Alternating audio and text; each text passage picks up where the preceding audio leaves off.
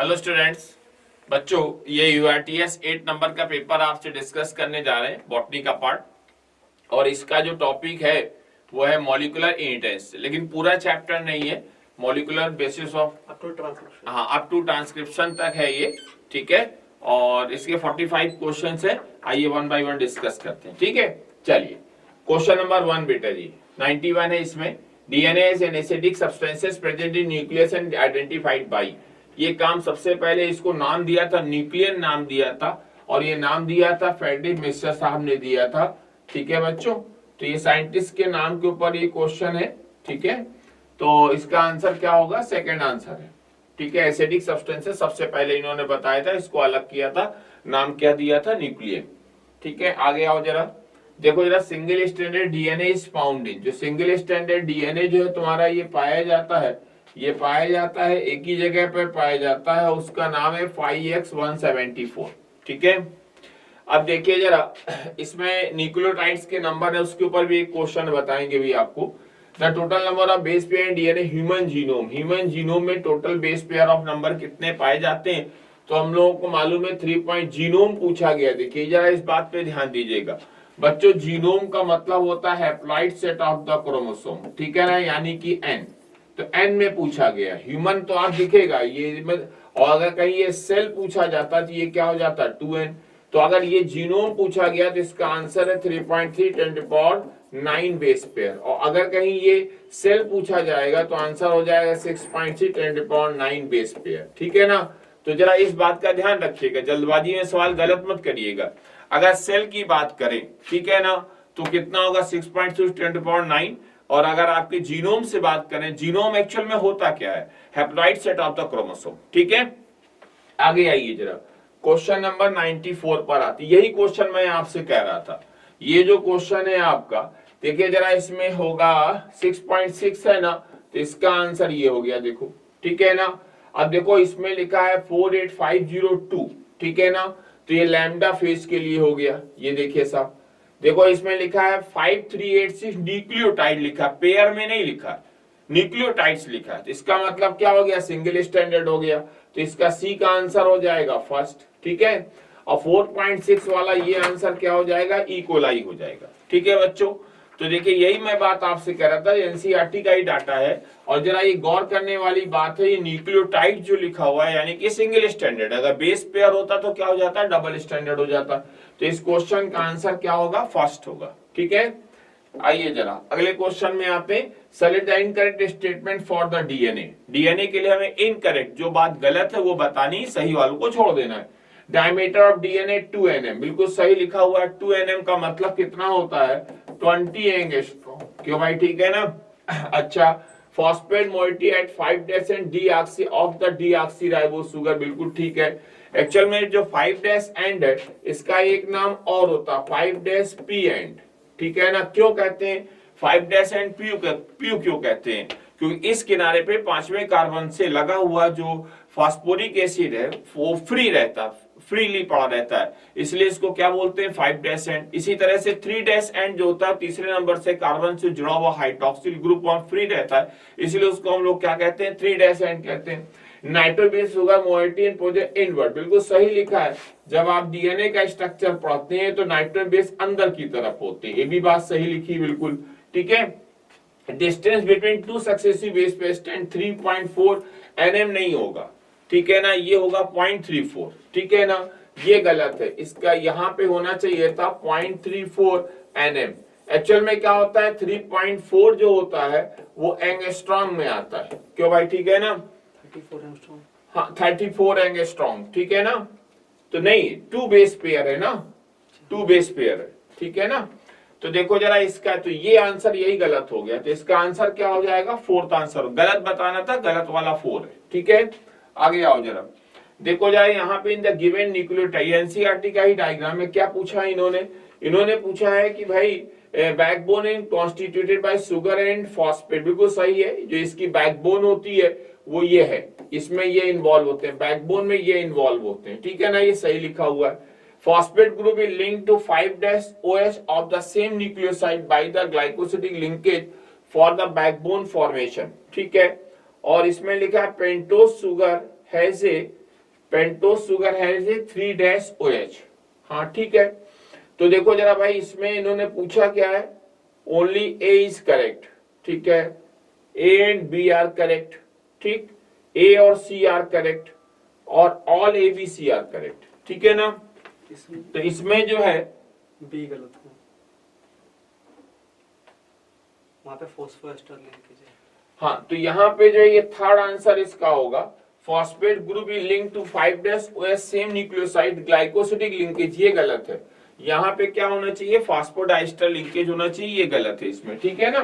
तो ये वाला मामला सही है, ये वाला मामला सही है, ये वाला मामला गलत है। आंसर क्या हो जाएगा इसका, थर्ड, ठीक। फिर देखो जरा, यहाँ पे टिपिकल ह्यूमन डिप्लॉइड सेल है, ये क्वेश्चन इसमें जो है पूछा है इन्होंने, डीएनए की लेंथ पूछी है बच्चों, तो इसका आंसर रटाया है 2.2 मीटर होता है, बल्कि थोड़ा सा ज्यादा होता है, लेकिन हम लोग 2.2 मीटर मान के चलते हैं, ठीक है। आइए जरा क्वेश्चन नंबर 98 पर आइए। ये क्वेश्चन पूछा गया है इसमें कि इट वाज फ्रॉम, एडेनिन है तुम्हारा 17, ठीक है, थाइमीन है 17, बिल्कुल सही है। ए हमेशा किससे जुड़ा होता है, टी से, डबल बॉन्ड से। ग्वानिन है 33, तो ग्वानिन ये इससे जुड़ा होता है, ये हो गया 33, ठीक है। Above information, single standard DNA होगा नहीं, double standard DNA Chargaff rule follow करेगा, सही है। Double standard does not follow, ये नहीं होगा। डबल स्टैंडर्ड आरएनए ये बिल्कुल नहीं होगा, तो आंसर क्या हो जाएगा, सेकंड हो जाएगा, ठीक है। 99 पर आ जाओ। 99 है तुम्हारा, how many base pair helix is found in nucleosome, कितने बेस पेयर पाए जाते हैं। तो देखो भाई, न्यूक्लियोसोम का जो स्ट्रक्चर है वो इस तरह से देखो होता है, जैसे ये स्ट्रक्चर है, ये हिस्टोन प्रोटीन होता है, ऑक्टामर होता है, और इसके चारों तरफ जो है ये देखिए इस तरह से ये डीएनए जो है ऐसे लिपटा रहता है। जो डीएनए इसके चारों तरफ लिपटा रहता है, एक राउंड पूरा लेता है, एक राउंड 75% लेता है, यानी कि ये होता है 1/3/4, 1 and 3/4, ठीक है। तो जितना डीएनए उसके चारों तरफ लिपटा रहता है उसको हम लोग कोर डीएनए कहते हैं, और बाकी जो डीएनए कनेक्ट करता है उसको लिंकर डीएनए कहते हैं। तो कोर डीएनए जो होता है वो लगभग जो है 200 बेस पेयर का होता है, इसलिए इस क्वेश्चन का आंसर क्या हो जाएगा, 200 बेस पेयर, ठीक। आगे आओ जरा, हेट्रोक्रोमैटिन, ठीक है ना। हेट्रोक्रोमैटिन जो है तुम्हारा डार्क स्टेन्ड होता है, डार्क स्टेन्ड रीजन होता है, सही है। ट्रांसक्रिप्शनली पूछा क्या इन्होंने, ओनली ए एंड बी, ठीक, हेट्रो का ठीक है। और डेंसली पैक्ड क्रोमैटिन, ए और बी आंसर होगा, और ट्रांसक्रिप्शनली इनएक्टिव होता है, ठीक है ना। तो इसका आंसर क्या हो जाएगा, सेकंड। वैसे मैं तुमको एक ट्रिक बता देता हूं, तुम कभी नहीं भूलोगे। देखो एक ट्रिक याद कर लो, आई लेगा, ऐसे याद कर लो, ये तुम बस ये तुम फार्मूला हमारा याद रखो, कभी नहीं गलत होगा। कैसे, देखो, आई से इंटरफेस, एल से light colour, euchromatin genetically active. तो बताओ यूक्रोमेटिन कैसा होगा, लाइट कलर का, जेनेटिकली कैसा होगा, इनएक्टिव। ये कंडीशन कब देखने को मिलेगी, इंटरफेस स्टेज में देखने को मिलेगी। इसी का उल्टा कर दो, उल्टा कर दोगे तो हेट्रोक्रोमेट ये हो जाएगा dark colour, hetero genetically inactive. और देखो ये पॉइंट यहां से पकड़ा में आ रहा है, ठीक है ना। चलो क्वेश्चन, इसका आंसर क्या हुआ, सेकंड। आगे आओ, 101, find the wrong statement respect to histone. Histone के रिस्पेक्ट में हमको रॉन्ग स्टेटमेंट बताना है, ठीक है। तो देखो भाई इसमें ये गलत लिखा हुआ है, ठीक है ना, बाकी सब सही है, देख लो। पॉजिटिवली चार्ज ठीक है, ये भी सही है, लेकिन ये गलत हो गया। H1 स्टोन डज नॉट, ये भी बिल्कुल सही लिखा हुआ है। H2 H2 H3 4, इसके दो होते हैं, बिल्कुल सही लिखा हुआ है, ये देखो। तो इसका आंसर क्या हो जाएगा, सेकंड आंसर हो जाएगा, ठीक है। आगे आओ, निगेटिवली चार्ज जो होता है DNA wrap around the positively charge histone octamer in all except Drosophila P Neurospora. E coli होगा बेटा जी, क्योंकि ई कोलाई में न्यूक्लियोसोम वाला मामला नहीं होगा, वो यूकैरियोटिक सेल मिलेगा। ये सब यूकैरियोटिक है, यूकैरियोटिक सेल है। खाली तुम्हारा ई कोलाई क्या है, प्रोकैरियोट। आंसर क्या हो जाएगा, फोर्थ आंसर, ठीक है। आगे आओ, चॉर्गॉफ रूल इज, ठीक है। तो देखो भाई यहाँ पे molar amount of guanine equal to adenine, ये तो गलत हो गया, ठीक है ना, ये गलत हो गया। A+T, कभी भी ऐसा सवाल आए तुम एक सीधा सा ट्रिक पकड़ लो, क्या, देखो A बराबर मान लो 20 है तो T 20%, तो T बराबर भी क्या होगा 20%। अब हो गया ये 40, 100 से घटा दो 40 बचा 60, 60 में 30 हो जाएगा, G बराबर 30, और C बराबर ये हो जाएगा 30, ऐसे मान लिया हमने, ठीक है। अब देखो कह रहे हैं साहब ग्वानिन का अमाउंट एडेनिन के बराबर होगा, कभी नहीं होगा, देख लो लिखा हुआ है A प्लस टी और G बराबर G प्लस सी, तो A प्लस टी देख लो 40 और 60 कभी बराबर नहीं होगा, ये भी गलत हो गया। एप्लीकेबल बोथ एसएस, ए भी नहीं होगा। अब बचा क्या A प्लस जी, देखो A प्लस जी, ये देख लो 20 और 30, ये देखो A plus G upon T plus C, बिल्कुल सही लिखा हुआ, बराबर 1 आ जाएगा, ठीक है। क्वेश्चन नंबर 104 पे आ जाओ। Histone protein are rich in nucleic acid, गलत। पॉजिटिवली चार्ज, बिल्कुल सही है। नेगेटिवली चार्ज, गलत। रिच इन लाइसिन ट्रिप्टोफैन, ये भी गलत हो गया, ठीक है ना। तो इसका आंसर क्या हो जाएगा, सेकेंड आंसर हो जाएगा, ठीक है। 105 पे आ जाओ। Given below the two statement, ठीक है, रीजन असर्शन पूछा गया है। Replication begin at specific nucleotide sequence DNA called, को कहलाएगा बताओ ओआरआई। ओआरआई एक ऐसी जगह होती है जहां से काम शुरू होता है, उसको हम लोग क्या बोलते हैं बताओ, ओआरआई, ठीक है ना। आगे आओ। यूकैरियोटिक जो है तुम्हारा, eukaryotic have the multiple ORI, बिल्कुल ये भी सही लिखा हुआ है। तो दोनों के दोनों स्टेटमेंट सही है, लेकिन करेक्ट एक्सप्लेनेशन नहीं है, करेक्ट एक्सप्लेनेशन नहीं है, ठीक है ना भाई। ओआरआई जो होता है मल्टीपल होता है, ये बात सही है, बिल्कुल सही है। और प्रोकैरियोटिक सेल में एक होता है, ये भी बात बिल्कुल सही है। तो कुछ पर्टिकुलर सीक्वेंसेस होते हैं एटी के, ए और टी के होते हैं, जो ओआरआई बनाते हैं, वहीं से रेप्लिकेशन स्टार्ट होता है। अगर किसी डीएनए के किसी सेगमेंट में ओआरआई नहीं है तो replication will not be started, कभी भी स्टार्ट नहीं होगा। प्रोकैरियोटिक सेल में ओआरआई एक होता है, यूकैरियोटिक सेल में ओआरआई कई सारे होते हैं। और जब तुम्हारा ये काम शुरू होता है, तो जैसे तुम्हारा ये देखो डीएनए का स्टैंड है तो बबल लाइक स्ट्रक्चर ऐसे बनता है, इस तरह से। मान लो यहाँ पे है तुम्हारा ओआरआई, तो इस जगह से शुरू हो गया और ये इस तरह से रेप्लिकेशन शुरू होता है। ये ओआरआई का पॉइंट है, तो इधर से शुरू होगा और ऐसे ये इधर से ऐसे शुरू होता है, ठीक है ना। ये ऐसे शुरू होगा और ये ऐसे जाता है, बाई डायरेक्शनल होता है। तो खैर, तो इसका आंसर क्या हो जाएगा, सेकंड हो जाएगा, ठीक है भाई। आगे आओ जरा। 106 पे unequivocal proof DNA genetic material has come from the experiment of Hershey का एक्सपेरिमेंट था, जिसमें लिया गया था बैक्टीरियोफेज लिया गया था, इकोलाई बैक्टीरिया लिया गया था। और उसमें आपने देखा होगा सबसे पहले डायग्राम में आपकी इन्फेक्शन है, ब्लेंडिंग है, देन सेंट्रीफ्यूगेशन कराया गया, अलग अलग किया गया, पता लगाया गया। तो यही पता लगा आखिरी में कि DNA is the genetic material, not protein, not RNA. RNA कहीं कहीं काम करता है, ठीक है। आगे आओ। इसमें भी आसान क्वेश्चन था, ग्रिफिथ एक्सपेरिमेंट था ये। Infected different strain of Streptococcus pneumoniae experiment mice died due to the pneumonia infection, किसकी वजह से हुआ था। देखो जब ग्रिफिथ साहब ने एक्सपेरिमेंट किया था बच्चों, तो एस स्ट्रेन था उसको हीट किल कर दिया था, उसके साथ आर स्ट्रेन को जोड़ दिया, उसमें कर दिया था एक साथ। और उसमें जब माइस को इन्फेक्शन कराया गया तो आर वाला जो एस में कन्वर्ट हो गया, क्योंकि आर वाले से एक ट्रांसफॉर्मिंग एस वाला हीट किल्ड एस वाले से एक ट्रांसफॉर्मिंग सब्सटेंसेस निकला जो कि आर के अंदर चला गया, आर हैज बिकम एस, इसकी वजह से माइस की डेथ हो गई। तो ये आंसर सेकंड इसका आंसर होगा, ये देखिए इंजेक्टेड टू माइस, ठीक है ना, सेकंड आंसर। आगे आओ जरा। देखो भाई यहाँ पे ये एंजाइम है, हालांकि इसमें एंजाइम तुम्हारी किताब में नहीं दिए, लेकिन हम लोग उनको पढ़ाते जरूर है। तुम्हारी किताब में लिखा है रेप्लिकेशन के सेट ऑफ एंजाइम का यूज होता है। हेलिकेज जो होता है, एस से हेलिकेज हाइड्रोजन बॉन्ड को तोड़ेगा। टोपोआइसोमरेज जो टेंशन को रिड्यूस करता है, रिकॉइलिंग को ढीला करता है उसको। प्राइमेज जो होता है तुम्हारे आरएनए के टुकड़े को बनाता है, जो काम को स्टार्ट करता है। और डीएनए पॉलीमरेज जो है पॉलीमराइजेशन करता है 5' to 3' डायरेक्शन में, ठीक है ना। अब देख लो जरा तुम, हेलिकेज जो है वो है ब्रेकिंग ऑफ हाइड्रोजन बॉन्ड, ये हो जाएगा। टोपोआइसोमेरेज जो है रिमूव द टेंशन, ये हो जाएगा। प्राइमेज जो है सिंथेसिस ऑफ आरएनए प्राइमर, ये हो जाएगा। और डीएनए पॉलीमरेज जो है ये हो जाएगा, ठीक है ना। अब आंसर देख लो, इसका आंसर जो है सेकंड हो जाएगा, ठीक भाई। आगे देखो जरा, ए का जो है थर्ड है, बी का जो है तुम्हारा फोर्थ है, सी का जो है वो तुम्हारा सेकंड है, और डी का है तुम्हारा फर्स्ट है, ठीक। आगे आओ। Which of the following does not follow the central dogma molecular biology? Fourth हो जाएगा HIV है, क्योंकि HIV में आरएनए होता है। और सेंट्रल डोगमा होता क्या, डीएनए से आरएनए, आरएनए से प्रोटीन, और प्रोटीन से एंजाइम का फॉर्मेशन होता है, डीएनए से जब डीएनए बना तो रेप्लिकेशन होता है, जब डीएनए से डीएनए बनेगा तो एंजाइम क्या होता है, डीएनए डिपेंडेंट डीएनए पॉलीमरेज। जब डीएनए से आरएनए बनेगा तो एंजाइम का नाम क्या होगा, डीएनए डिपेंडेंट आरएनए पॉलीमरेज, और फिर प्रोटीन का फॉर्मेशन होगा। तो ये तुम्हारा सेंट्रल डोगमा है। देखिए जरा, सेंट्रल डोगमा में डीएनए से तुम्हारा जो है बनता है आरएनए, और आरएनए से जो है तुम्हारा बनता है प्रोटीन, ठीक है ना।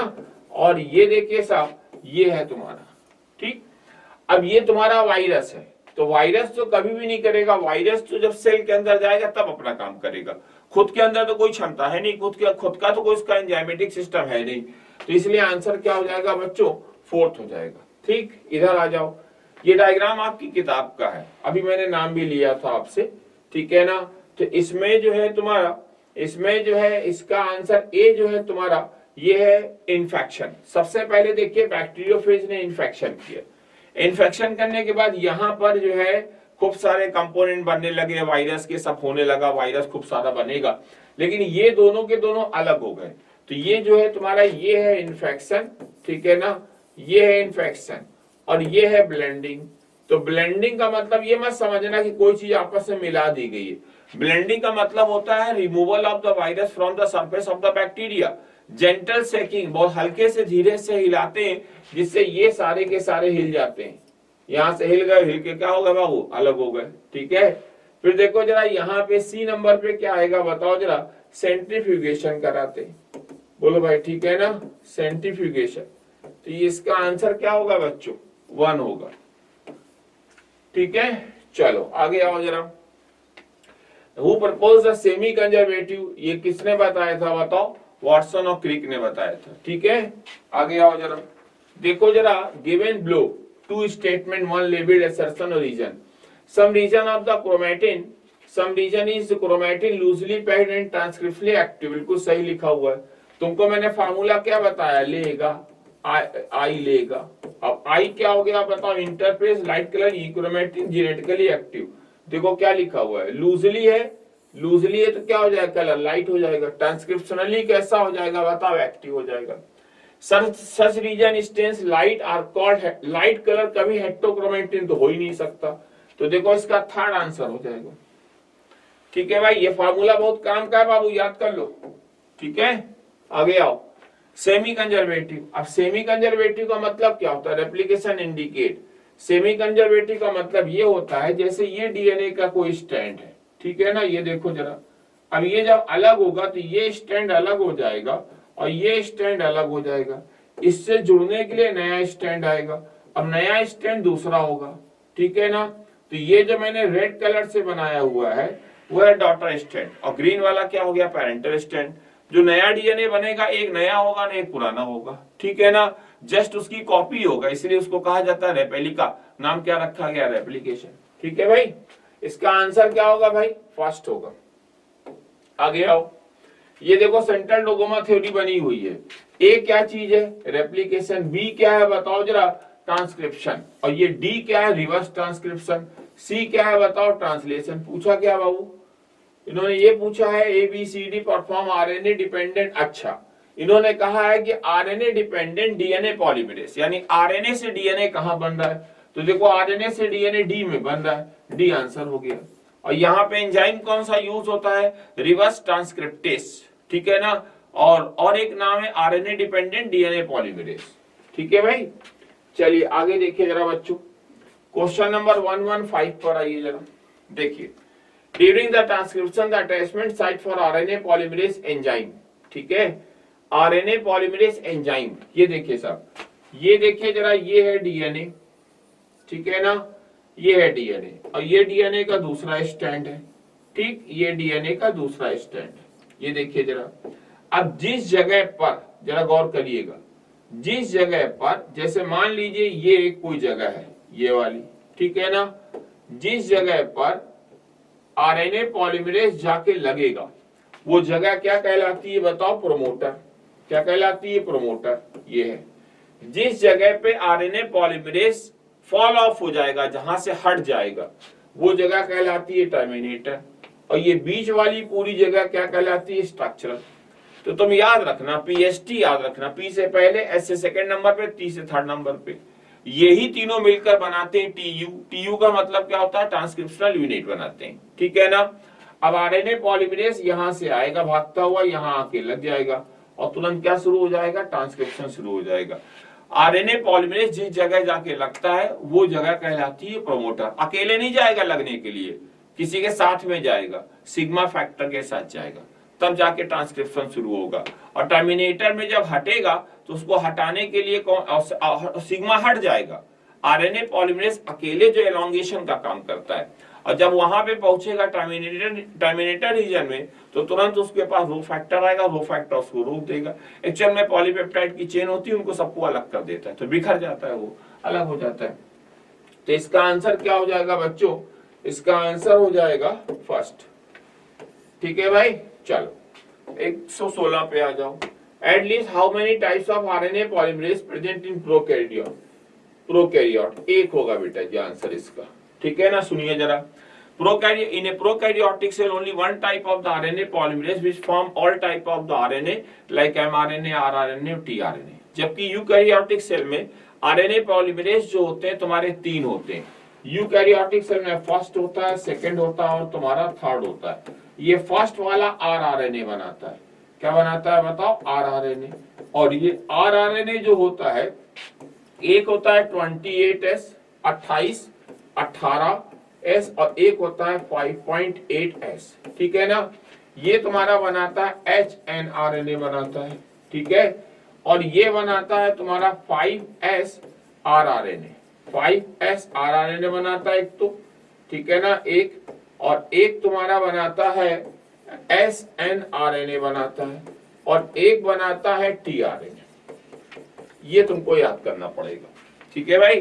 तो यूकैरियोटिक सेल में मोटा मोटा ये याद कर लो कि mRNA बनाता, जो तुम्हारा सेकेंड वाला है बनाता HNRNA, थर्ड वाला tRNA है, और rRNA जो बनता है फर्स्ट वाले से बनता है लेकिन थर्ड वाले से भी बनता है थोड़ा सा। ये देखिए जरा लिखा हुआ है, ठीक है। चलिए 116 हो गया भाई। 117 में आ जाओ। विच of the following transcription catalysed by sigma factor. तुमको मैंने बताया था ना, तो याद रखना सिग्मा फैक्टर सा से शुरुआत, रो फैक्टर जो होता है रोकने का काम करता है, याद रखिएगा। फर्स्ट आंसर हो जाएगा इसका इनिशिएशन, ठीक है। आगे आओ, देखो जरा, आइडेंटिफाई द एबीसी। एबीसी को हमें पहचानना है। ये जो निकल के आ रहा है ना, ये mRNA, क्या है बताओ, mRNA। तुमको मैंने बताया अभी, यहां पर जो है तुम्हारा बी और सी बताना है। अच्छा, ये है तुम्हारा, इन्होंने लिया है, ठीक है कोई बात नहीं। अब इसमें जो है तुम्हारा mRNA, ठीक है। बी नंबर पे ये जो है तुम्हारा क्या है बताओ, ये है आरएनए पॉलीमरेज, क्या है बताओ, आरएनए पॉलीमरेज, ठीक है ना। और ये सी नंबर वाला जो है तुम्हारा वो है रो फैक्टर, क्या है बताओ, रो फैक्टर। तो बताओ जरा इसका आंसर क्या हो जाएगा, इसका आंसर हो जाएगा सेकेंड, ठीक है। आगे आओ, देखिए जरा, in the following question statement followed by the statement following four. अच्छा ठीक है, ट्रांसक्रिप्शन इज ए प्रोसेस, ठीक है, formation of RNA from the DNA, ठीक है, bye DNA dependent RNA polymerase. ये तो मुझे सही लग रहा है भाई, बिल्कुल सही है ये।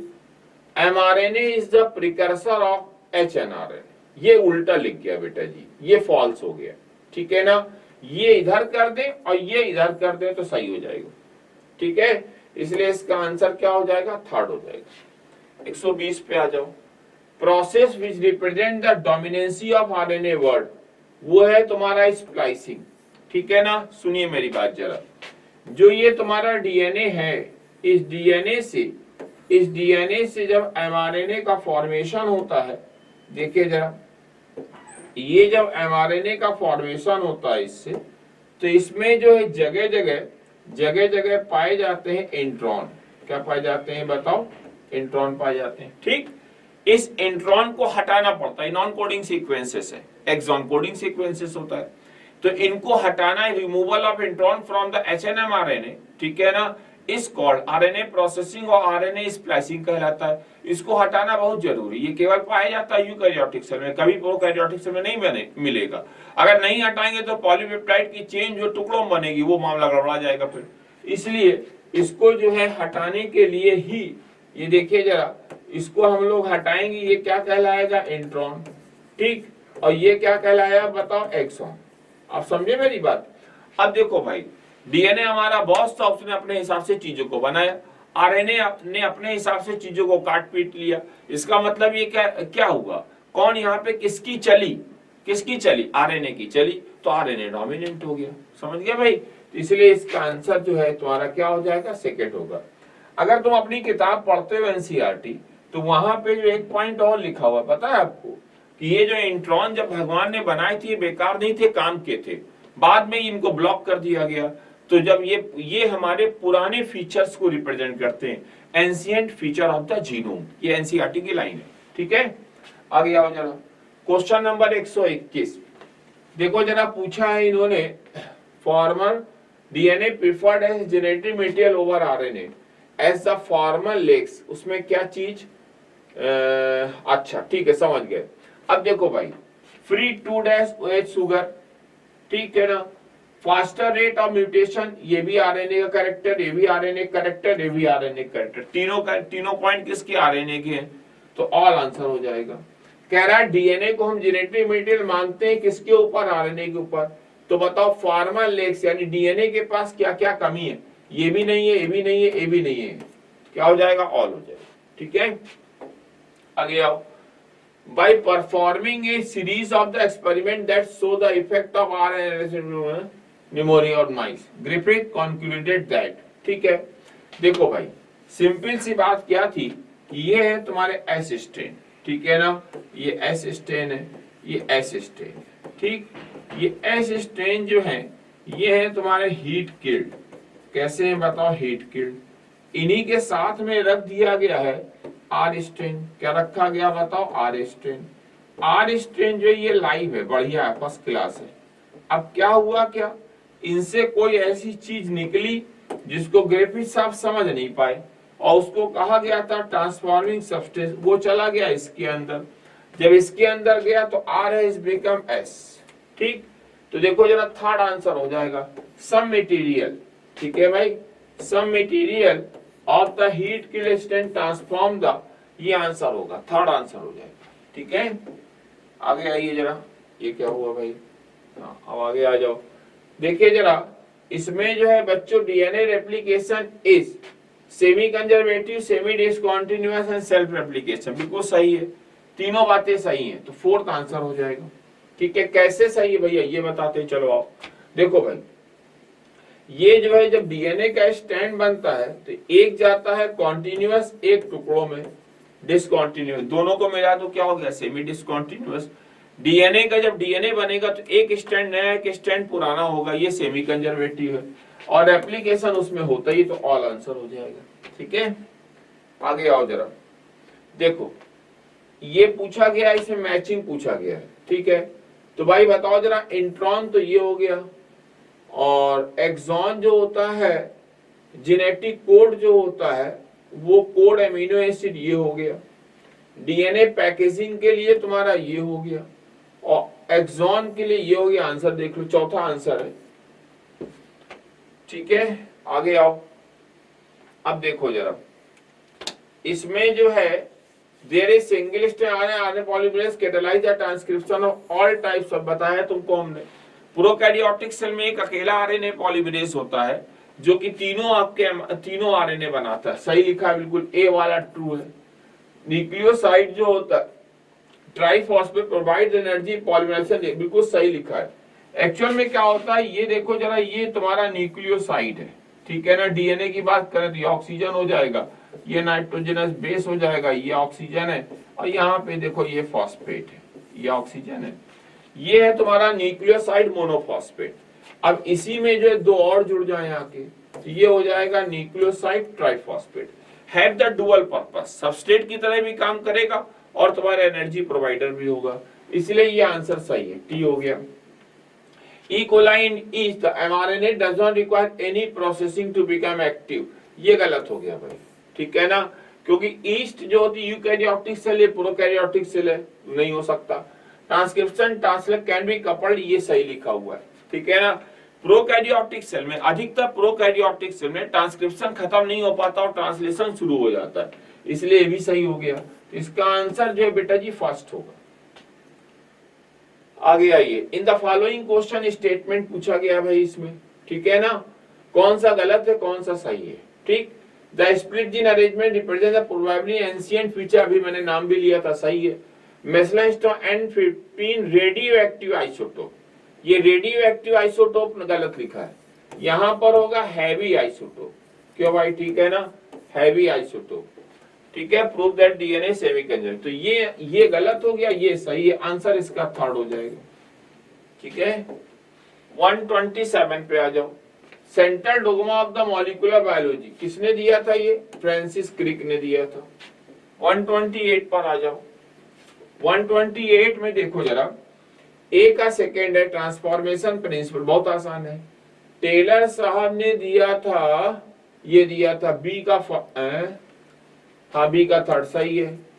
हर्जेन चेस ने बताया था अनइक्विवोकल, ये सही है। और वाटसन क्रिक ने ये बताया था। आंसर देख लो भाई क्या हो रहा है, थर्ड आंसर हो रहा है इसका, ठीक है ना। आगे आओ 129 देखो जरा, इसमें पूछा गया है रीजन एसर्शन, ठीक है। Griffith observe heat killer resistant bacteria injected into mice did not kill them, ये तो गलत हो गया। नहीं, Griffith observe that heat killer resistant, अच्छा हाँ ठीक है, हीट किल्ड, खाली हीट किल्ड डालेंगे तो नहीं मरेगा, सही लिखा हुआ है, ठीक। He concluded that some transforming principle transfer from heat killed S stain to R stain making it virulent, ठीक है। तो ये तुम्हारा जो है ए भी ट्रू है, लेकिन करेक्ट एक्सप्लेनेशन नहीं है। मेरी बात समझ गए ना, करेक्ट एक्सप्लेनेशन नहीं है ये बात। तो सही लिखी उन्होंने कि उन्होंने कंक्लूड किया transforming principle transfer from heat killed S strain to R strain making, ठीक है ना। तो ट्रांसफर होता है, ट्रांसफर होने के बाद का रीजन था कि R strain has become S strain, जिसकी वजह से बैक्टीरिया की क्या हो जाती है, डेथ हो जाती है, ठीक। चलिए अच्छा देखिए जरा क्यों, अच्छा अब आप कहेंगे साहब रीजन इसका है क्या, ये सही है, अगर ये गलत है इसका सही रीजन क्या है, अपने आप में तो सही है। सही रीजन ये है कि जब एस स्ट्रेन वालों को हीट किल कर देते हैं तो उसका डीएनए जो है इनएक्टिव हो जाता है, तो प्रॉपर्ली जो है एमआरएनए प्रोटीन और एंजाइम का फॉर्मेशन नहीं होता, ठीक है। आगे आओ 130 पर आ जाओ, ये तो बहुत ही आसान है। उन्होंने पूछा है टेम्पलेट स्टैंड और कोडिंग। आपको मालूम होगा टेम्पलेट वाले का एक नाम और होता है नॉन कोडिंग, ठीक है ना, और इसका एक नाम कोडिंग वाले का एक और नाम होता है नॉन टेम्पलेट। खैर उससे कोई मतलब नहीं यहाँ पर। तो इन्होंने पूछा है ये इससे बनेगा ऊपर वाले से, तो ए की जगह आ जाएगा यू, सही है, दो ही आंसर बने, या तो ये या तो ये। टी की जगह ए आ जाएगा तो यही आंसर बनेगा, सेकंड आंसर हो जाएगा, ठीक है। 130 हो गया भाई, 5 क्वेश्चन और बचे। एन ग्लाइकोसिडिक जो लिंकेज है किसके बीच में होता है, इन्हें पॉलीपेप्टाइड चेन नाइट्रोजन बेस को पेंटोज शुगर से जोड़ता है, बिल्कुल सही लिखा हुआ। ये देखिए जरा, ये है नाइट्रोजनस बेस और ये है तुम्हारा ग्लाइकोसिडिक लिंकेज, ये है दिस वन, ठीक है भाई। तो फर्स्ट आंसर हो जाएगा बेटा जी। 132 पर आ जाओ। 132 जो है वाई शेप जो रेप्लिकेशन फॉर्म बनता है due to activity of enzyme, ये देखिए साहब ये वाई शेप बना due to activity of all enzyme below the except, इसकी वजह से नहीं बनता है। हेलिकेस की वजह से बनेगा, टोपोआइसोमरेज की वजह से बनेगा और तुम्हारा एसएसबी की वजह से बनेगा। एसएसबी क्या होता है, single stranded DNA binding protein, ठीक है। और ये जब बना तुम्हारा ये, ठीक है, तो ये इस तरफ जाएगा और ये टुकड़ों में ऐसे बनता है, ठीक। हेलिकेस हाइड्रोजन बॉन्ड को तोड़ेगा, एसएसबी जो होता है इसको फिक्स कर देता है, हिलने डुलने नहीं पाता है, ठीक है भाई। और जैसे जैसे यहाँ रेप्लिकेशन स्टार्ट होगा यहाँ से हटने लगता है, ये भी ध्यान रखिएगा। एसएसबी यहाँ से हट जाएगा, यहाँ फिर से कॉइलिंग हो जाएगी और ये आगे बढ़ जाएगा। और ये तुम्हारा जो था कौन, हेलिकेस, वो इसको तोड़ता हुआ आगे बढ़ जाता है। टोपोआइसोमेरेज क्या करता है, टेंशन को रिड्यूस करता है, ठीक है ना। एसएसबी क्या करता है, उसको फिक्स करता है कुछ समय के लिए, फिर वहां से हटेगा आगे बढ़ जाएगा और वो जगह जो थी फिर से कॉइल्ड हो जाएगी, ठीक। आगे आओ what is the role of RNA polymerase third के लिए पूछा गया ट्रांस यूकैरियोट्स में। ठीक है, तो वो अभी हमने बताया था, थर्ड वाला भी लिख के बताया था, ये बना था, यही आंसर होगा इसका। ठीक है, सेकंड आंसर हो जाएगा। 34 में आ जाओ। 10 ई कोलाई, ये सवाल तुम ना कर पाए होगे। ई कोलाई सेल्स जो है आपका, ये है N15 DS DNA incubated in medium containing N14 after 60 minutes. How many E. coli have the free N15? ठीक है भाई। अच्छा, तुम हमको बताओ जरा, एक डीएनए है, एक डीएनए है, तो यहाँ 10 लिखा है और यही 10 तुमको नजर नहीं आया होगा। ठीक है, एक ई कोलाई है, ये ई कोलाई का डीएनए है। ठीक है, देखना जरा, एक ई कोलाई है और ये है तुम्हारा N15। कौन सा है बताओ?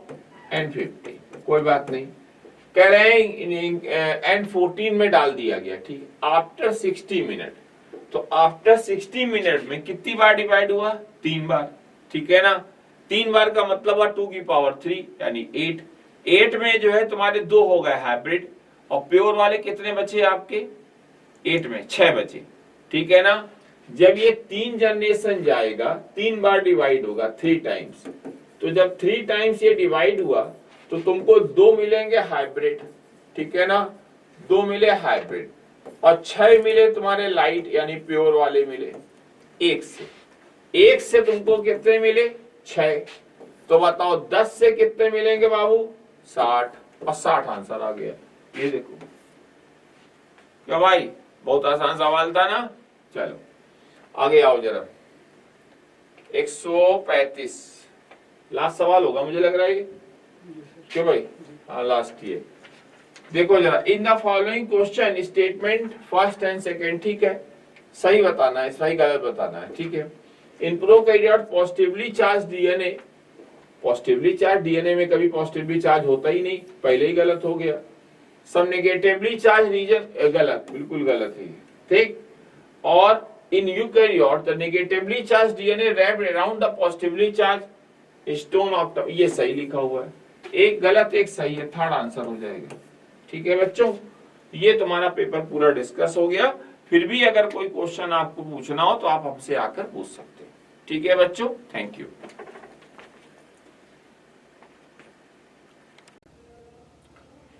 हेलो बच्चों, welcome to Unacademy centre Kanpur. बेटा RTS 8 का ज़ूलॉजी पेपर का सॉल्यूशन हम लोग देखने चल रहे हैं। टॉपिक है हमारा इवोल्यूशन। तो क्वेश्चन नंबर 136 देखते हैं भाई। क्वेश्चन नंबर 136 में लिखा है कि which type of selection is seen during industrial मिलेनिज्म। Industrial मिलेनिज्म के दौरान किस प्रकार का नेचुरल सिलेक्शन देखने को मिलता है? Which is observed in moth Biston betularia. तो मैं आपको बताऊं कि जिसमें एक एक्सट्रीम कैरेक्टर का नेचुरल सिलेक्शन होता है, एक एक्सट्रीम कैरेक्टर और एक मीन वैल्यू का एलिमिनेशन हो जाता है, उसे डायरेक्शनल नेचुरल सिलेक्शन कहते हैं। और डायरेक्शनल नेचुरल सिलेक्शन को हम लोग प्रोग्रेसिव नेचुरल सिलेक्शन भी कहते हैं। प्रोग्रेसिव नेचुरल सिलेक्शन सिर्फ कलर के आधार पर नेचुरल सिलेक्शन काम कर रहा है। रूरल इलाके में वेस्टर्न बिटुलेरिया का हुआ है और इंडस्ट्रियलाइज्ड इलाके में नेचुरल सिलेक्शन हुआ है कार्बन एरिया का। तो so in question number 136 correct answer is second. जरा 137 देखते हैं। The two key concept of Darwinian theory of evolution are, दो की कॉन्सेप्ट हैं, branching descent and natural selection. शाखी अवतरण और प्राकृतिक चयन, बिल्कुल एनसीईआरटी की लाइन है कि डार्विन के दो की कॉन्सेप्ट हैं कि जैसे जैसे टाइम बीतता है ब्रांचिंग डिसेंट होती है और ये होती है due to natural selection. Correct answer 137 में थर्ड हो जाएगा। नेक्स्ट क्वेश्चन देखते हैं 138। होमोलॉगी बेस्ड ऑन, हमने बताया था आपको कि homology based on divergent evolution. Divergent evolution, divergent evolution, whereas analogy is based on convergent evolution। जब हैबिटेट सेम होने की वजह से दो डिफरेंट ऑर्गेनिज्म में सेम स्ट्रक्चर इवॉल्व होता है। इसलिए क्वेश्चन नंबर 138 में करेक्ट आंसर बना सेकंड। बहुत बढ़िया पॉइंट है कि होमोलॉगस आर्गन डाइवर्जेंट इवोल्यूशन को इलस्ट्रेट करते हैं, जबकि कन्वर्जेंट इवोल्यूशन को इलस्ट्रेट करने का काम एनालॉगस आर्गन करते हैं। According to Hugo de Vries, speciation due to mutation is also known as saltation, which means saltation means होता है single step large mutation। ये भी एनसीईआरटी की लाइन है। saltation means होता है single step large mutation, और ये बताया था ह्यूगो डी व्रीज ने। उन्होंने कहा था कि जैसा कि डार्विन कहते हैं कि स्मॉल कंटिन्यूअस वेरिएशन स्पेसिएशन का कारण है, ये बात गलत है। एक सिंगल स्टेप लार्ज म्यूटेशन होता है और तुरंत नई स्पीसीज बन जाती है। हालांकि बाद में इस पर रिजेक्शन आया कि ऐसी बात नहीं है कि तुरंत नई स्पीसीज बन जाती है, क्योंकि according to Hugo de Vries evolution is a fast process and according to Darwin evolution is gradual. तो 139 में करेक्ट आंसर बना। थर्ड 140 देखते हैं। करें कि नीचे mark the incorrect statement regarding the animals shown in the adjacent figure. जो बने हैं आर्गन्स, इनके रिगार्डिंग बताओ। तो देखो, ये मनुष्य का अगला हाथ है, ये चीता का अगला पैर है, ये व्हेल के फ्लिपर्स हैं, ये बैट के विंग है, ये सब मैमल है।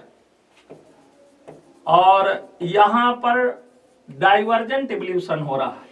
They all are the example of homologous organ. ये होमोलॉगस आर्गन के एग्जांपल है। तो देखते हैं करें कौन सा सेंटेंस सही नहीं है।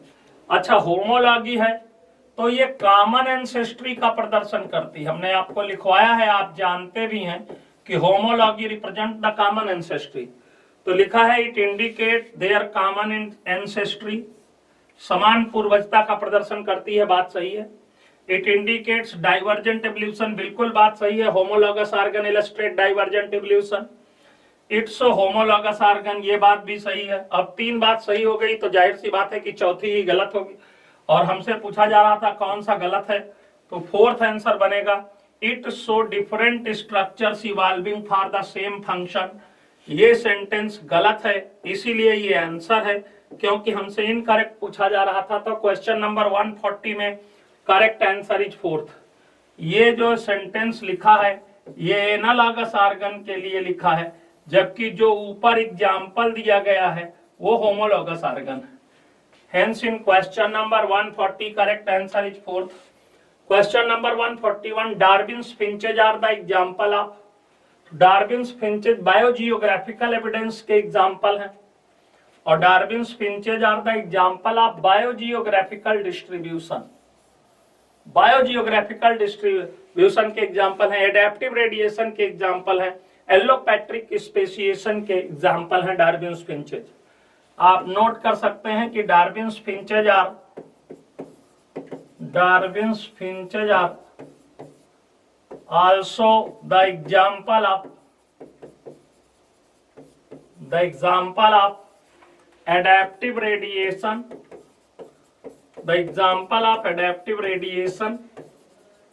And allopatric speciation. Adaptive radiation and allopatric speciation. Allo मतलब होता है अनदर, पैट्रिक मतलब होता है लैंड। अलग अलग लैंड पर जाकर के ये स्पेसिएशन हुआ था, इसलिए इसको एलोपैट्रिक स्पेसिएशन कहते हैं। 141 में करेक्ट आंसर इज फर्स्ट 141 में correct answer is first, biogeographical evidences. जरा 142 देखो, when selection acts to eliminate both extreme array of phenotypes, the frequency of intermediate type which is already more increased, this is called an, बोलो भाई, करें eliminate किया जा रहा है दोनों एक्सट्रीम कैरेक्टर को। मीन कैरेक्टर वैल्यू का नेचुरल सिलेक्शन होता है किसमें, स्टेबिलाइजिंग या बैलेंसिंग नेचुरल सिलेक्शन में। स्टेबिलाइजिंग या इसी स्टेबिलाइजिंग को हम लोग बैलेंसिंग नेचुरल सिलेक्शन भी बोलते हैं। स्टेबिलाइजिंग या बैलेंसिंग नेचुरल सिलेक्शन में जो होता है वो मीन कैरेक्टर वैल्यू का नेचुरल सिलेक्शन होता है। एक एक्सट्रीम का नेचुरल सिलेक्शन होता है डायरेक्शनल में, और दोनों एक्सट्रीम का नेचुरल सिलेक्शन होता है डिसरप्टिव में। Hence in question number 142 correct answer is third. 143 देख लेते हैं भाई। Primitive atmosphere was made up of the mixture of, मालूम है आपको मैंने बताया था आपको, एकदम क्लियर है कि हाइड्रोजन है, मीथेन है, अमोनिया है एंड वाटर वेपर। अच्छा, यहां पर वाटर वेपर को इन्होंने स्ट्रीम लिख रखा, तो जरा देख लेंगे। ऑक्सीजन तो है नहीं भाई, hydrogen, ammonia, methane and steam. Hydrogen, ammonia, methane and, अच्छा अगर हम बात करें हाइड्रोजन, अमोनिया, मीथेन की और वाटर वेपर की, तो वाटर वेपर को इन्होंने यहां पर स्ट्रीम लिख रखा है। ठीक है भाई, तो क्वेश्चन नंबर 143 में करेक्ट आंसर बन गया थर्ड। 144 देख लेते हैं भाई। According to Oparin, which one of the following was not present in the primitive atmosphere? Free oxygen। अब बेहतर होता कि फ्री ऑक्सीजन लिखी होती, लेकिन नहीं लिखा है, तो ऑक्सीजन एब्सेंट थी, ऑक्सीजन अपने फ्री फॉर्म में नहीं पाई जा रही थी, तो 144 में करेक्ट आंसर बन गया फर्स्ट। 145 देख लीजिए। De Vries gave his mutation theory on organic evolution while working on Oenothera lamarckiana. Oenothera lamarckiana पर काम किया था इन्होंने, जिसको हम लोग इवनिंग प्रिमरोज कहते हैं, इसको हम लोग इवनिंग प्रिमरोज कहते हैं। इसलिए क्वेश्चन नंबर 145 में correct answer is first. Next question देखते हैं 146। In the population of 50,000 individuals if the frequency of recessive allele is 40%, then find out the number of organism which are homozygous. देखो भाई, frequency of recessive allele बोल रहा, यानी Q को कह रहा है कि ये 40%। बोलो भाई, फ्रीक्वेंसी ऑफ रेसेसिव एलील कह रहा है 40% है क्वेश्चन में, तो देख लेते हैं। 100 में है 40%, तो बताओ एक में कितना हो जाएगा? 0.4। और यह है फ्रीक्वेंसी ऑफ रेसेसिव एलील, हमको मिल गया क्यू, क्यू हो गया 0.4 हुआ, तो पी कितना हो जाएगा? कैलकुलेट कर लेंगे। P plus Q is equal to 1, तो P plus 0.4 is equal to 1 and that simplifies P is equal to 0.6। तो P मिल गया, Q मिल गया। हमसे कह रहा है कि find out number of organism which are homozygous. तो होमोजाइगस कौन होगा? कैपिटल ए होमोजाइगस होगा, स्मॉल ए होमोजाइगस होगा। ये है P स्क्वायर, ये है Q स्क्वायर। तो भाई जरा होमोजाइगस की फ्रीक्वेंसी निकाल लो। P स्क्वायर दैट इज 0.6 का whole square plus Q square 0.4 का होल स्क्वायर, कितना आ गया? 0.36 प्लस 0.16, ये मिल करके आ गया 0.52। तो 1 में 0.52, तो 50,000 में कैलकुलेट कर लोगे क्या? बताओ भाई, चूंकि 1 में है 0.52, बोलो भाई,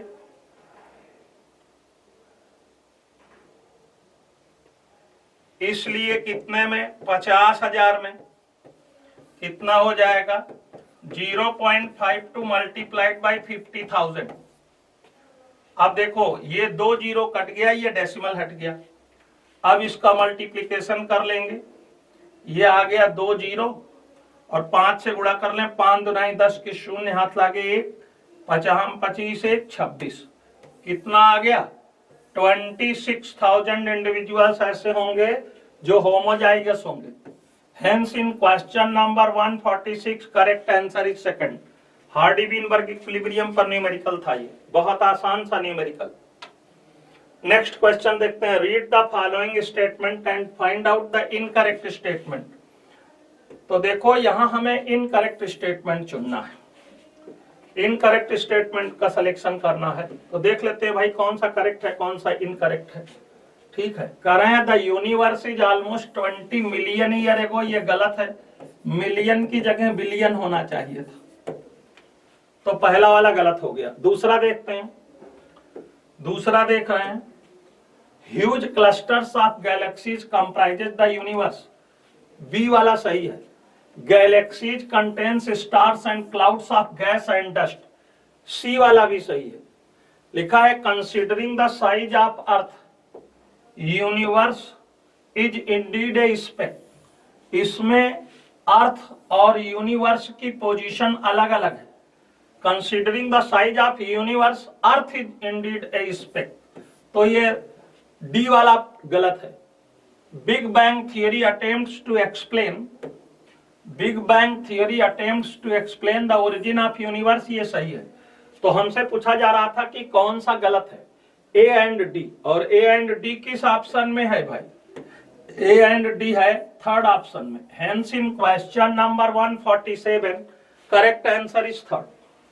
नेक्स्ट क्वेश्चन देख लेते हैं भाई 148, एसर्शन एंड रीजन। एसर्शन में क्या लिखा है? Placental wolf and Tasmanian wolf, a marsupial show convergent evolution. बिल्कुल सही बात, क्योंकि सेम प्रकार की स्पीसीज का डेवलपमेंट हो रहा है।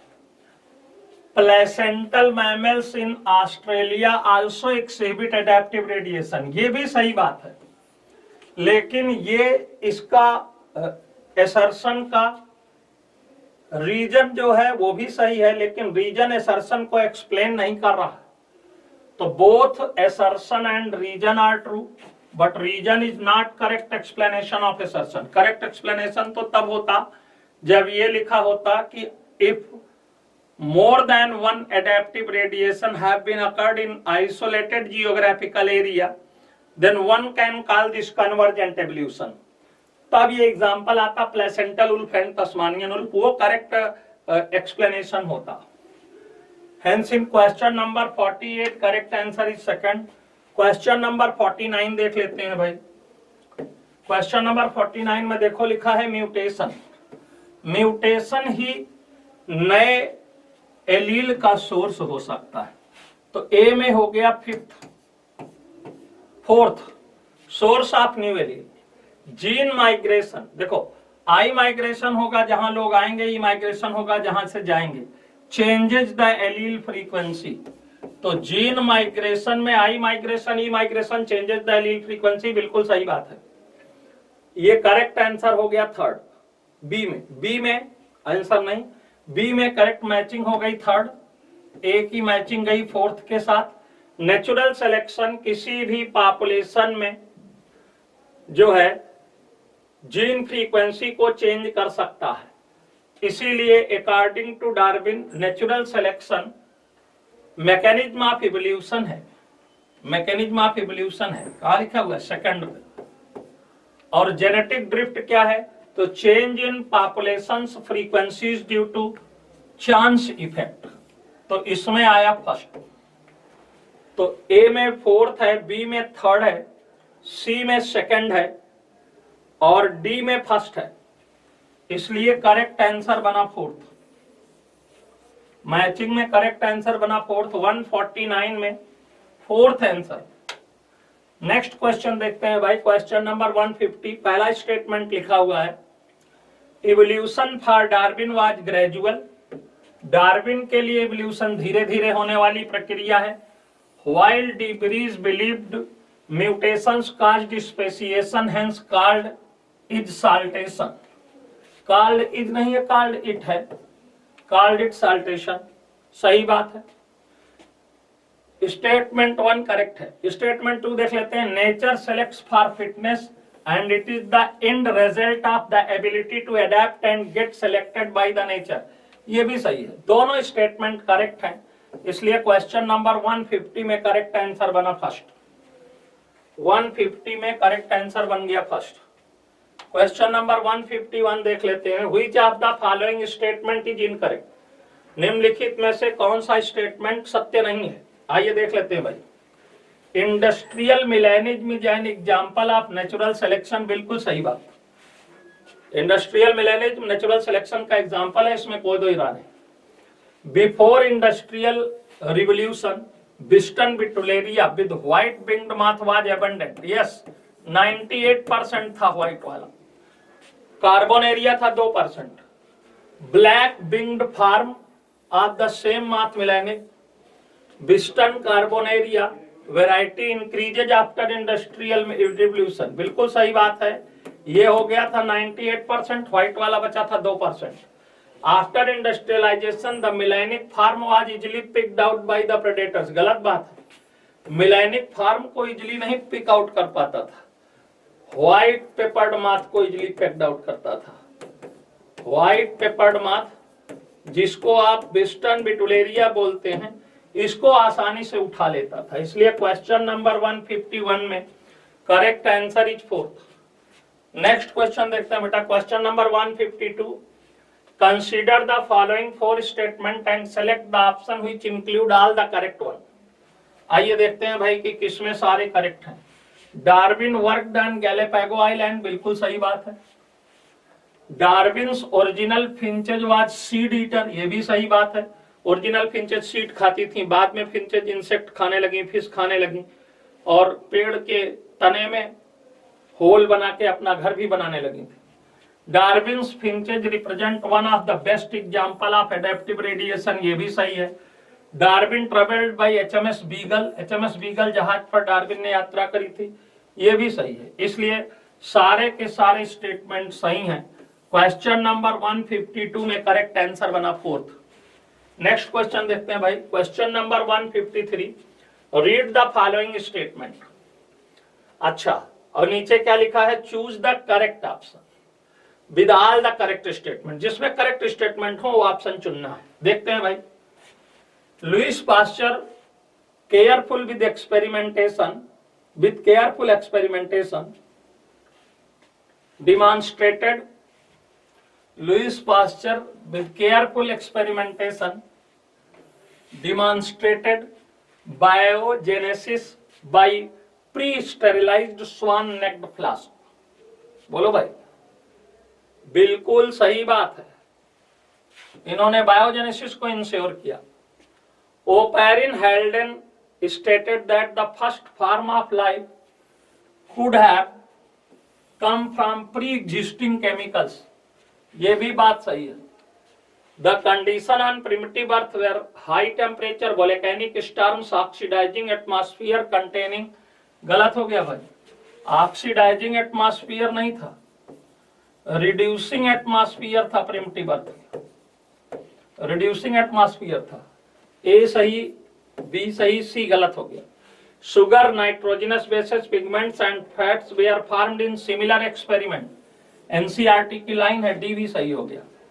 तो ए सही है, बी सही है, डी सही है। करेक्ट आंसर बना क्वेश्चन नंबर 153 में करेक्ट आंसर इज 3rd, है ना।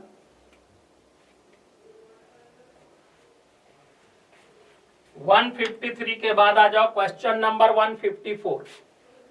कह रहे हैं इधर कन्वर्जेंट एवोल्यूशन दिया है और उधर डाइवर्जेंट, और नीचे एग्जाम्पल दिए गए हैं, तो बताना है कि कौन सही है। Bones of 4 limbs of vertebrates divergent का एग्जाम्पल है।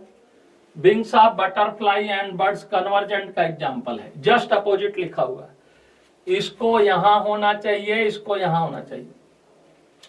Potato and sweet potato convergent evolution का एग्जाम्पल है। ये तो सही है, ये सही है। Eyes of octopus and mammals divergent का एग्जाम्पल है, ये गलत है, ये कन्वर्जेंट का एग्जाम्पल है। Eyes of octopus and mammals, ये कन्वर्जेंट का एग्जाम्पल है। Bones of 4 limbs of vertebrates, ये डाइवर्जेंट का एग्जाम्पल है। Thorns of bougainvillea and tendril of Cucurbita, ये यहां होना चाहिए। Wings of butterfly and birds यहां होना चाहिए। तो चौथा भी गलत हो गया, पहला गलत, दूसरा गलत, चौथा गलत। Correct answer is 3rd। 154 में करेक्ट आंसर आ गया 3rd। नेक्स्ट क्वेश्चन देखते हैं बेटा, question number 155। The eye of octopus and the eye of cat show different pattern of structure yet they perform similar function, this is an example of, बताओ भाई। Analogous organ का example है और illustrate करता है convergent evolution. Analogous organ that have evolved due to convergent evolution, सीधे सीधे example लिखा हुआ है, किसी और सॉल्यूशन की या व्याख्या की जरूरत नहीं है। क्वेश्चन नंबर 155 में correct answer is 4th।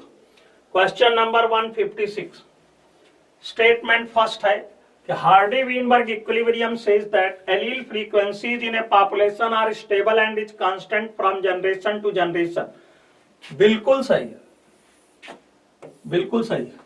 Statement 2 है genetic drift operates in small population, ये भी सही है। दोनों स्टेटमेंट करेक्ट है, both statements are correct. Both statements are true. 156 में करेक्ट आंसर बना फर्स्ट। क्वेश्चन नंबर 157, करें correct sequence of stages in evolution of modern man is. आप अपने यहां देखो, मैं रामापिथेकस से लिखूं तो पहले था रामापिथेकस, रामापिथेकस के बाद आया ऑस्ट्रेलोपिथेकस, ऑस्ट्रेलोपिथेकस, पिथेकस मतलब होता है एप लाइक।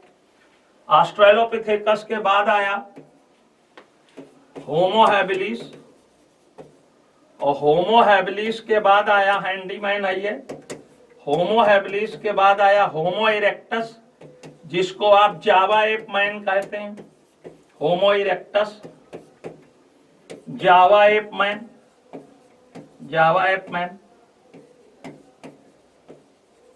होमो इरेक्टस, जावा एप मैन। होमो इरेक्टस के बाद आया होमो निएंडरथैलेंसिस, होमो निएंडरथैलेंसिस। आपकी एनसीईआरटी के अकॉर्डिंग मैं चल रहा हूं। और होमो निएंडरथैलेंसिस के बाद आया क्रोमैग्नान, वो दिया नहीं है आपके यहां, तो हम ये मान लें, लिख लें क्रोमैग्नान, ये नहीं दिया है तो इसको हटा देंगे। और क्रोमैग्नान के बाद आया मॉडर्न मैन। अब आप सेलेक्ट कर लीजिए, इसमें ये आया मॉडर्न मैन। जरा देखो तो भाई, ऑस्ट्रेलोपिथेकस से बात करी है तो सबसे पहले ऑस्ट्रेलोपिथेकस, ऑस्ट्रेलोपिथेकस के बाद होमो हैबिलिस, मैच कराओ। ऑस्ट्रेलोपिथेकस के बाद होमो हैबिलिस है, होमो हैबिलिस के बाद होमो इरेक्टस, जावा एप मैन, फिर निएंडरथल मैन है, और फिर निएंडरथल मैन के बाद मॉडर्न मैन लिखा है। बीच में कई चीजें नहीं दी गई हैं क्योंकि एनसीईआरटी के अकॉर्डिंग ऑप्शन है, इसलिए क्वेश्चन नंबर 157 में करेक्ट आंसर हो गया फोर्थ। 158 देख लीजिए, करें क्रेनियल कैपेसिटी 900 है। देखो एक बात बताएं, क्वेश्चन यहां है, choose the correct option which is related with Homo erectus, and Homo erectus means Java ape man. Eugene Dubois ने इसकी डिस्कवरी करी थी 1891 में, 1891 में। तो करें क्रेनियल कैपेसिटी 900 है, जावा एप मैन के रिगार्डिंग ये बात सही है। फॉसिल्स डिस्कवर्ड इन जावा इन 1891, ये सही है। प्रोबेबली एट मीट, ये सही है। First human like being hominid, ये सही नहीं है। First human like being hominid तो ऑस्ट्रेलोपिथेकस, होमो हैबिलिस के बाद ऑस्ट्रेलोपिथेकस आ जाएगा, ये ऑस्ट्रेलोपिथेकस के लिए सही। Lived in near east Asia central, ये भी सही नहीं है, ये निएंडरथल के लिए सही है, निएंडरथल के लिए सही है। इसलिए पहला सही हो गया, तीसरा सही हो गया, और चौथा सही हो गया। First, third and fourth only. Hence in question number 158 correct answer is third. आगे देखो भाई, क्वेश्चन नंबर 159, बात करें एडेप्टिव रेडिएशन की, तो एडेप्टिव रेडिएशन का एग्जाम्पल हो जाएगा डार्विन्स फिंचेज, है ना। एडेप्टिव रेडिएशन का एग्जाम्पल हो जाएगा डार्विन्स फिंचेज, तो ए में हो जाएगा fourth. Convergent evolution, wings of butterfly and bird, convergent evolution का एग्जाम्पल है, तो B is third. Divergent evolution, bones of 4 limbs in man and cheetah, तो ये हो जाएगा C second.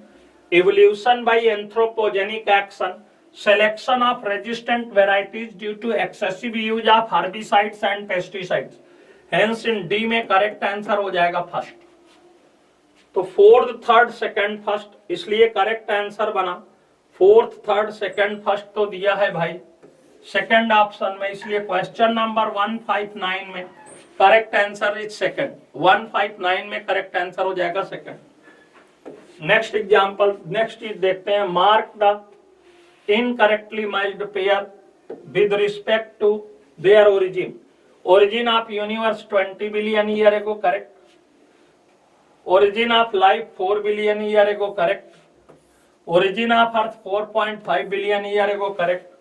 First cellular form prokaryotes 2 billion year ago, correct. First non-cellular form of life 3 billion year ago, correct. A, B, C, D, E सारे के सारे correct हैं। तो ये कह रहे थे कि बताओ इनकरेक्टली मैच्ड पेयर कौन है? नन, कोई नहीं। बोलो भाई, कोई नहीं है। इसलिए करेक्ट आंसर 160 में हो जाएगा फोर्थ। नेक्स्ट क्वेश्चन देख लेते हैं 161। Which of the following is true statement? Dryopithecus was more man-like, ये गलत बात है, ये more ape-like. Skull of adult chimpanzee is more like adult human, गलत बात है. Skull of baby chimpanzee, ये भी गलत है, is more like adult human skull. Neanderthal है brain size 1400, 1400 cc, use hides to protect body and buried their dead ones, सही बात। 161 में correct answer is third. Prehistoric cave are develop about 18,000 years ago, not 10,000। 10,000 years ago agriculture develop हुई थी, agriculture develop हुई थी, इसलिए correct answer हो जाएगा 161 में थर्ड। नेक्स्ट क्वेश्चन देखते हैं भाई, question number 162। Mark the incorrectly matched pair with respect to their existence. Ichthyosaurs 200 million year ago, सही है। Seaweeds 320 million year ago, ये भी सही है। Dinosaurs extinct 65 million year ago, ये भी सही है। First vertebrate 500 million year ago, ये गलत है। First invertebrates 500 million year ago, इसलिए इनकरेक्ट था थर्ड। क्वेश्चन नंबर 162 में correct answer is third. Question number 163, which of the following is a false statement? निम्नलिखित में से कौन सा स्टेटमेंट गलत है? आओ देखते हैं भाई। The branch of biology that deals with the study of fossils is palaeontology, बिल्कुल सही है। The branch of biology that deals with study of fossils palaeontology कहलाएगी, सही बात है। The most successful story in evolution of man with language skill and self consciousness, बिल्कुल सही बात है, एनसीईआरटी की line. In 1938 a fish caught in South Africa happened to be a coelacanth living fossil, बिल्कुल सही बात। करें about 2 million year ago Australopithecines probably lived in East Australia, कहां से आ गया भैया? बोलो भैया, ये गलत है नहीं? ईस्ट एशिया अफ्रीका में ये डेवलप हुआ, ऑस्ट्रेलियन कंटिनेंट में नहीं था। तो 163 में करेक्ट आंसर बन गया फोर्थ। नेक्स्ट देख लो, read the following statement and choose the incorrect one among them. 164 देख लेते हैं। हाँ, 164 देखते हैं। Read the following statement and choose the incorrect one among them. लिखा है, डिस्टर्बेंस इन जेनेटिक इक्विलिब्रियम और Hardy Weinberg equilibrium that is change in frequency of allele in a population would be interpreted as resulting in evolution, बिल्कुल सही बात है। Genetic equilibrium या Hardy Weinberg equilibrium जितना ज्यादा डिस्टर्ब होगा उतनी वेरिएशन आएगी, और वेरिएशन होगी तो इवोल्यूशन हो रहा है, सही है। When migration of a section of population to another place and population occurs, gene frequency change in original as well as new population, बिल्कुल सही बात है। जहां से ई माइग्रेशन होगा वहां जीन फ्रीक्वेंसी घट जाएगी, और जहां पर आई माइग्रेशन होगा वहां से जीन फ्रीक्वेंसी बढ़ जाएगी। द पॉपुलेशन ऑफ HWE मतलब Hardy Weinberg equilibrium, so no random mating, no mutation, no genetic drift, गलत बात है। क्या बोलो भाई, ये तो गलत हो गया। पॉपुलेशन जो हार्डी-वीनबर्ग इक्विलिब्रियम पर है वो रैंडम मैटिंग शो करेगी, यहां नो गलत है, रैंडम मैटिंग शो करेगी, है ना? ये तो गलत है। No mutation, random mating show करना चाहिए। ये तो ठीक है कि नो म्यूटेशन सही था, नो जेनेटिक ड्रिफ्ट सही था, लेकिन नो रैंडम मैटिंग ने इसको गलत कर दिया। तो कह रहे थे कौन सा स्टेटमेंट गलत है? थर्ड वाला। क्वेश्चन नंबर 164 में करेक्ट आंसर हो जाएगा third. Genetic recombination and natural selection can affect Hardy-Weinberg equilibrium, बिल्कुल सही बात है। ये पॉपुलेशन को हार्डी-वीनबर्ग इक्विलिब्रियम पर नहीं रहने देंगे। नेक्स्ट क्वेश्चन देख लो भाई, क्वेश्चन नंबर 65 देख लो। क्वेश्चन नंबर 165, क्वेश्चन नंबर 165 देख लो।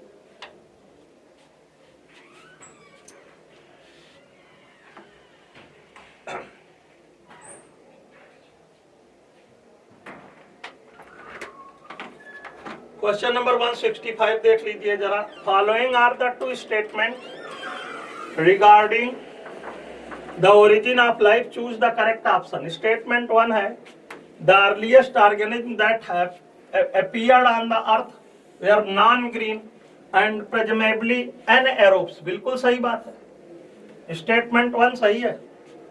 हमने आपको बताया था कि कीमो हेट्रोट्रॉफ था और एनएरोब इसलिए था क्योंकि ऑक्सीजन थी नहीं, तब तक ऑक्सीजन उत्पन्न नहीं हुई थी। स्टेटमेंट 2 देख लो, the first autotrophic organism were chemo autotroph that,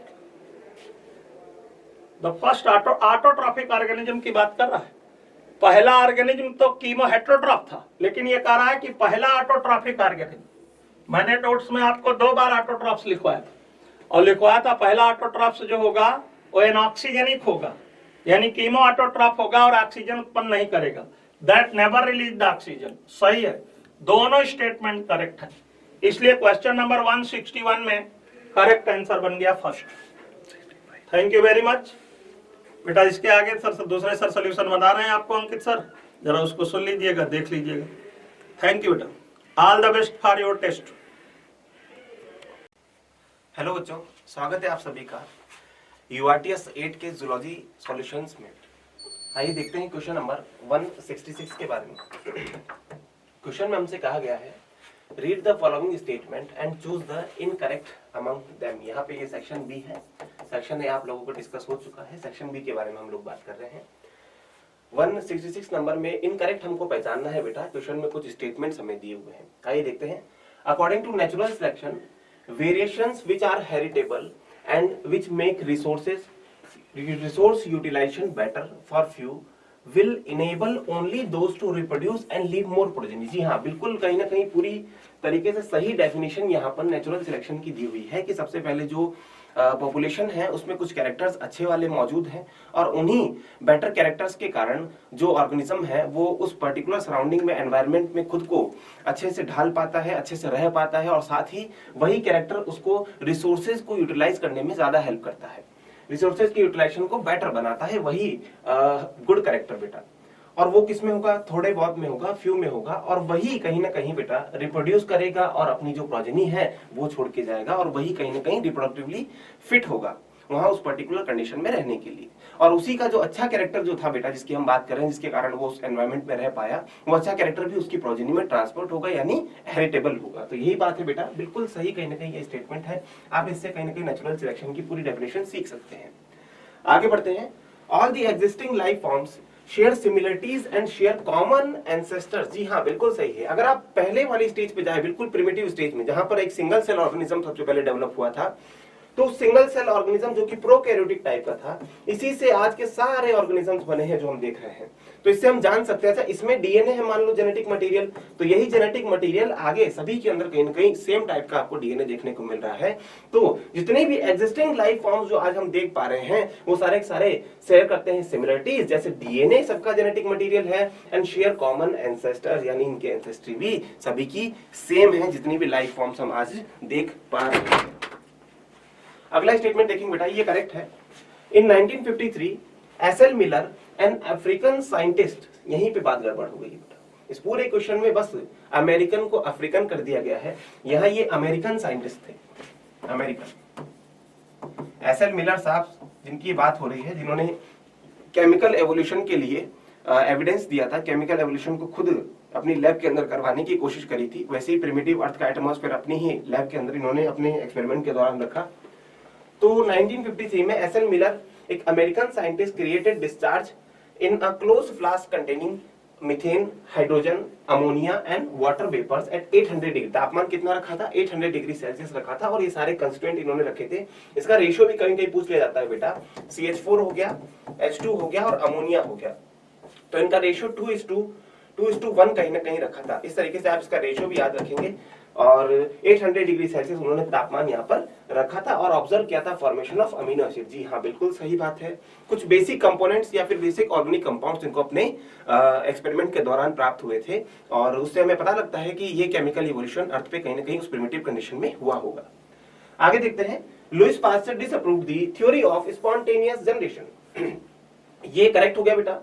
ये आपका स्पॉन्टेनियस जनरेशन को कहीं ना कहीं, यानी जो अबायोजेनेसिस था, इस अबायोजेनेसिस को डिसअप्रूव करने का काम, अबायोजेनेसिस कह दें या तो स्वतः उत्पत्ति कह दे, है ना, स्पॉन्टेनियस जनरेशन जिसमें डेड एंड डिकेइंग मैटर से ऑरिजिन ऑफ लाइफ कहीं ना कहीं बताई गई थी कुछ साइंटिस्ट द्वारा, जिसमें स्पॉन्टेनियस जनरेशन आप कहते हैं, उस स्पॉन्टेनियस जनरेशन को लुईस पास्चर साहब ने अपने स्वान नेस्ट फ्लास्क एक्सपेरिमेंट की मदद से डिसअप्रूव कर दिया था। डी वाला पॉइंट सही है। इस क्वेश्चन में इनकरेक्ट हमें ढूंढना था और इनकरेक्ट हमारे पास आ गया बेटा थर्ड वाला ऑप्शन। तो थर्ड वाला ऑप्शन यहाँ पर 166 में करेक्ट आंसर हो जाता है। आगे बढ़ते हैं। पेंसपर्मिया एन आइडिया।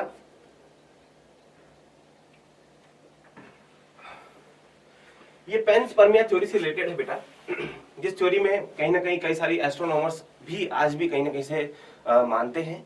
क्या हुआ इस थ्योरी के दौरान, या फिर इस थ्योरी के दौरान जो पोस्टुलेट दिए गए, जो बात बताई गई, वो ये है बेटा कि कहीं ना कहीं सारे प्लैनेट, जितने भी प्लैनेट्स हमारे सोलर सिस्टम में मौजूद हैं, उन सभी प्लैनेट्स पे यूनिट ऑफ लाइफ कहीं ना कहीं बांटी गई शुरुआत में, और उसी यूनिट ऑफ लाइफ जिनको स्पोर्स कहा जाता है, वो स्पोर्स जर्मिनेट हुए किसी फेवरेबल कंडीशन में, और उसके बाद उसी से लाइफ का ओरिजिन हुआ।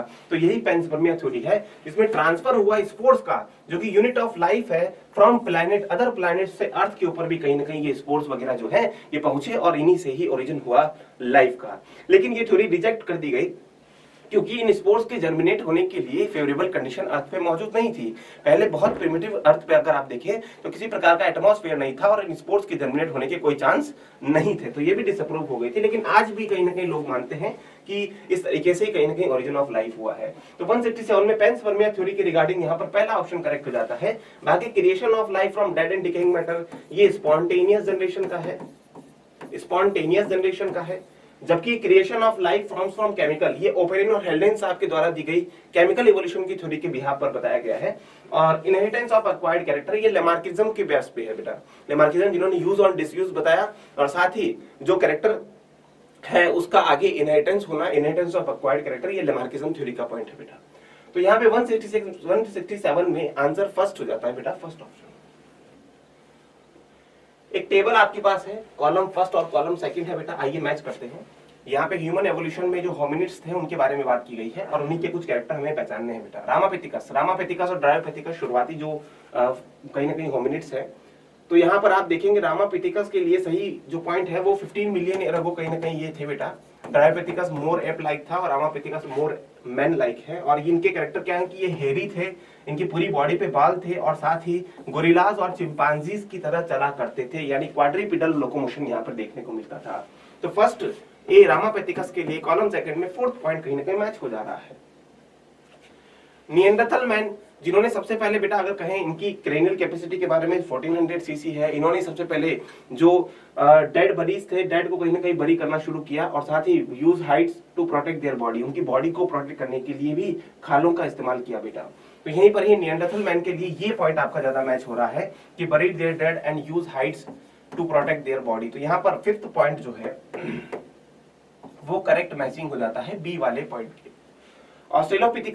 ऑस्ट्रेलोपिथिकस के लिए बेटा कहीं ना कहीं बात यहाँ पे हो जाती है, जिसने सबसे पहले टूल बनाए थे जिसने सबसे पहले टूल बनाए थे बेटा, वो आपके पास यहाँ पर आ चुका है ऑस्ट्रेलोपैथिकस। हंटिंग के लिए टूल सबसे पहले बनाने वाला ऑस्ट्रेलोपैथिकस आपके पास यहाँ पर आ जाता है। होमो इरेक्टस की अगर बात करें तो 1891 में जावा में कहीं ना कहीं जो फॉसिल्स हैं वो ऑब्टेन हुए थे बेटा इन होमो इरेक्टस के। तो यहाँ पर आप देखेंगे सी में हो जाता है करेक्ट मैचिंग आपका सेकंड, और डी में हो जाता है फर्स्ट, फॉसिल डिस्कवर्ड इन जावा। और होमो हेबिसिलिस के लिए यहाँ पर बेटा ब्रेन की जो क्रेनियल कैपेसिटी है वो 650 to 800 यहाँ पर आ जाएगी। तो आपके लिए हो जाएगा यहाँ पर थर्ड पॉइंट। ये सारे पॉइंट्स हैं जो करेक्ट मैचिंग आपके यहाँ पर बन रहे हैं, और जो करेक्ट आंसर इस करेक्ट मैचिंग का है वो बेटा थर्ड वाले में आपको दिया हुआ है। थर्ड ऑप्शन में आपको करेक्ट मैचिंग नजर आ रही है, और 168 का आंसर हो जाता है बेटा थर्ड ऑप्शन। अगला देखेंगे, select the correct order of geological time scale of earth, यानी प्रिमिटिव से आपको एडवांसमेंट की ओर जाना है, और आपको यहाँ पर जियोलॉजिकल टाइम स्केल के दौरान इराज वगैरह बताने हैं। तो आइए देखते हैं करेक्ट सीक्वेंस क्या है। पेलियोजोइक, मीजोजोइक, सीनोजोइक, ये तीन आपको नाम दिए हुए हैं। अगर करेक्ट सीक्वेंस की मैं बात करूं तो सबसे पहले अजोइक आता है, उसके बाद आपके पास आया बेटा आर्कियोजोइक, आर्कियोजोइक के बाद प्रोटेरोजोइक, प्रोटेरोजोइक के बाद पेलियोजोइक बेटा, और इसके बाद आएगा आपका मीजोजोइक इरा, और मीजोजोइक के बाद फर्दर आता है आपका सबसे एडवांस इरा जिसको आप कहते हैं सीनोजोइक। सीनोजोइक इसके अंदर कई सारे पीरियड्स वगैरह भी हैं, जैसे मीजोजोइक में आप देखते हैं कि ट्राइसिक, जुरासिक और क्रिटेशियस वगैरह कहीं ना कहीं पीरियड्स यहाँ पे मौजूद हैं। उन्हीं के दौरान जो है मीजोजोइक एरा के दौरान ही रेप्टाइल सबसे ज्यादा एडवांसमेंट रेप्टाइल्स की रही बेटा। रेप्टाइल ही कहीं ना कहीं पूरी अर्थ को ओवरटेक करे हुए थे। और सीनोजोइक में भी क्वाटरनरी और टर्शियरी आप देखते हैं। पेलियोजोइक में भी दो इंपॉर्टेंट है, कार्बोनीफेरस जो कि गोल्डन एज है एम्फीबियंस की, और डेवोनियन पीरियड इसका एक और है जो गोल्डन एज है फिशेस की। तो यहाँ पर तीन हमें दिए हुए थे और तीनों के लिए यहाँ पर करेक्ट सीक्वेंस आपको ये देखने को मिल रही है, पेलियोजोइक, मीजोजोइक और सीनोजोइक, और ऑप्शन नंबर 3 में ये देखने को मिल रहा है बेटा। तो करेक्ट सीक्वेंस वाला ऑप्शन हो जाता है आपका 3rd, और 169 का आंसर है 3rd। आगे देखेंगे, how many of the following develops as a result of divergent evolution, that is the same structure developed along with different direction due to adaptation to different needs। जी हाँ, यहाँ पे ये बात तो बता दी है कि डाइवर्जेंट इवोल्यूशन क्यों हो रहा है। डाइवर्जेंट इवोल्यूशन कहीं ना कहीं होमोलोगस ऑर्गन्स के कारण नजर आ रहा होता है, और होमोलोगस ऑर्गन ऐसे ऑर्गन जिनका एम्ब्रियोनिक ओरिजिन सेम हो और उनका फंक्शन जो है डिफरेंट नीड्स के कारण अलग अलग देखने को मिल सकता है। जैसे डिफरेंट मेमल्स में हम देखते हैं 4 लिम्ब में, तो वहां पर उसका एग्जांपल हो जाता है। तो यहाँ पे आपको देखना है डाइवर्जेंट इवोल्यूशन यानी होमोलोगस ऑर्गन के examples. A point sweet potato and potato, जी नहीं, ये कन्वर्जेंसी शो कर रहा है। एनालोगस ऑर्गन ये है, एक स्वीट पोटैटो रूट का मॉडिफिकेशन है, जबकि ये स्टेम का मॉडिफिकेशन है। फंक्शन सेम है, कार्बोहाइड्रेट को स्टोर करना। Flippers of penguin and dolphin, जी नहीं, ये भी कहीं ना कहीं एनालॉगस का एग्जांपल है। एक बर्ड है और एक मैमल है, दोनों के फोर लिम्ब में बहुत अंतर है, लेकिन दोनों के दोनों फोर लिम्ब्स फ्लिपर में कहीं ना कहीं मॉडिफाई हो चुके हैं, तो फंक्शन सेम है ड्यू टू सिमिलर हैबिटेट, और सिमिलर हैबिटेट के कारण फंक्शन जो सेम हो गया है, इसी कारण से ये एनालॉगस के एग्जांपल हो जाते हैं, ना कि होमोलोगस के। आई ऑफ ऑक्टोपस एंड मैमल, यहाँ पे काम सिमिलर है और ओरिजिन बिल्कुल अलग अलग है दोनों की आंखों का, ये भी एनालॉगस ऑर्गन के एग्जांपल है। जबकि यहाँ देखें, heart and brain of a human, ध्यान से देखेंगे ऑप्शन को, एक ह्यूमन है और ह्यूमन के हार्ट और ब्रेन की बात की गई है बेटा। क्या हार्ट और ब्रेन का आपस में कोई कनेक्शन है क्या? नहीं। एक सिंगल ह्यूमन की अगर आप देखें तो हार्ट मीजोडर्मल ओरिजिन का है और ब्रेन एक्टोडर्मल ओरिजिन का है, तो ये आपस में होमोलोगस ऑर्गन नहीं है। लेकिन एक एग्जांपल दिया जाता है इसी डाइवर्जेंट इवोल्यूशन में होमोलोगस ऑर्गन का, कि जो वर्टिब्रेट्स आप देखते हैं, वर्टिब्रेट्स जितने भी हैं, जैसे फिशेस से लेकर आप मैमल्स तक चले जाइए, तो ये वर्टिब्रेट्स, हायर वर्टिब्रेट्स की अगर मैं बात करूं तो इन सभी के हार्ट्स आपस में होमोलोगस ऑर्गन है, और इन सभी के ब्रेन्स, फिश का हो, एम्फीबिया का हो, रेप्टाइल्स का हो, ये भी आपस में होमोलोगस ऑर्गन है। इसका मतलब ये नहीं है कि हार्ट और ब्रेन आपस में कहीं ना कहीं होमोलोगस ऑर्गन हो, नहीं। सारे वर्टिब्रेट्स के ब्रेन और सारे वर्टिब्रेट्स के हार्ट कहीं ना कहीं बेटा होमोलोगस ऑर्गन है। तो ये गलत हो गया, ये तो किसी का एग्जाम्पल नहीं है बेटा, किसी का एग्जाम्पल नहीं है। तो यहाँ पर होमोलोगस ऑर्गन के लिए कोई है ही नहीं पॉइंट बेटा, कोई एग्जाम्पल नहीं है। तो आंसर बेटा आपका हो जाता है नन ऑफ दीज, यानी 4th ऑप्शन करेक्ट आंसर हो जाएगा।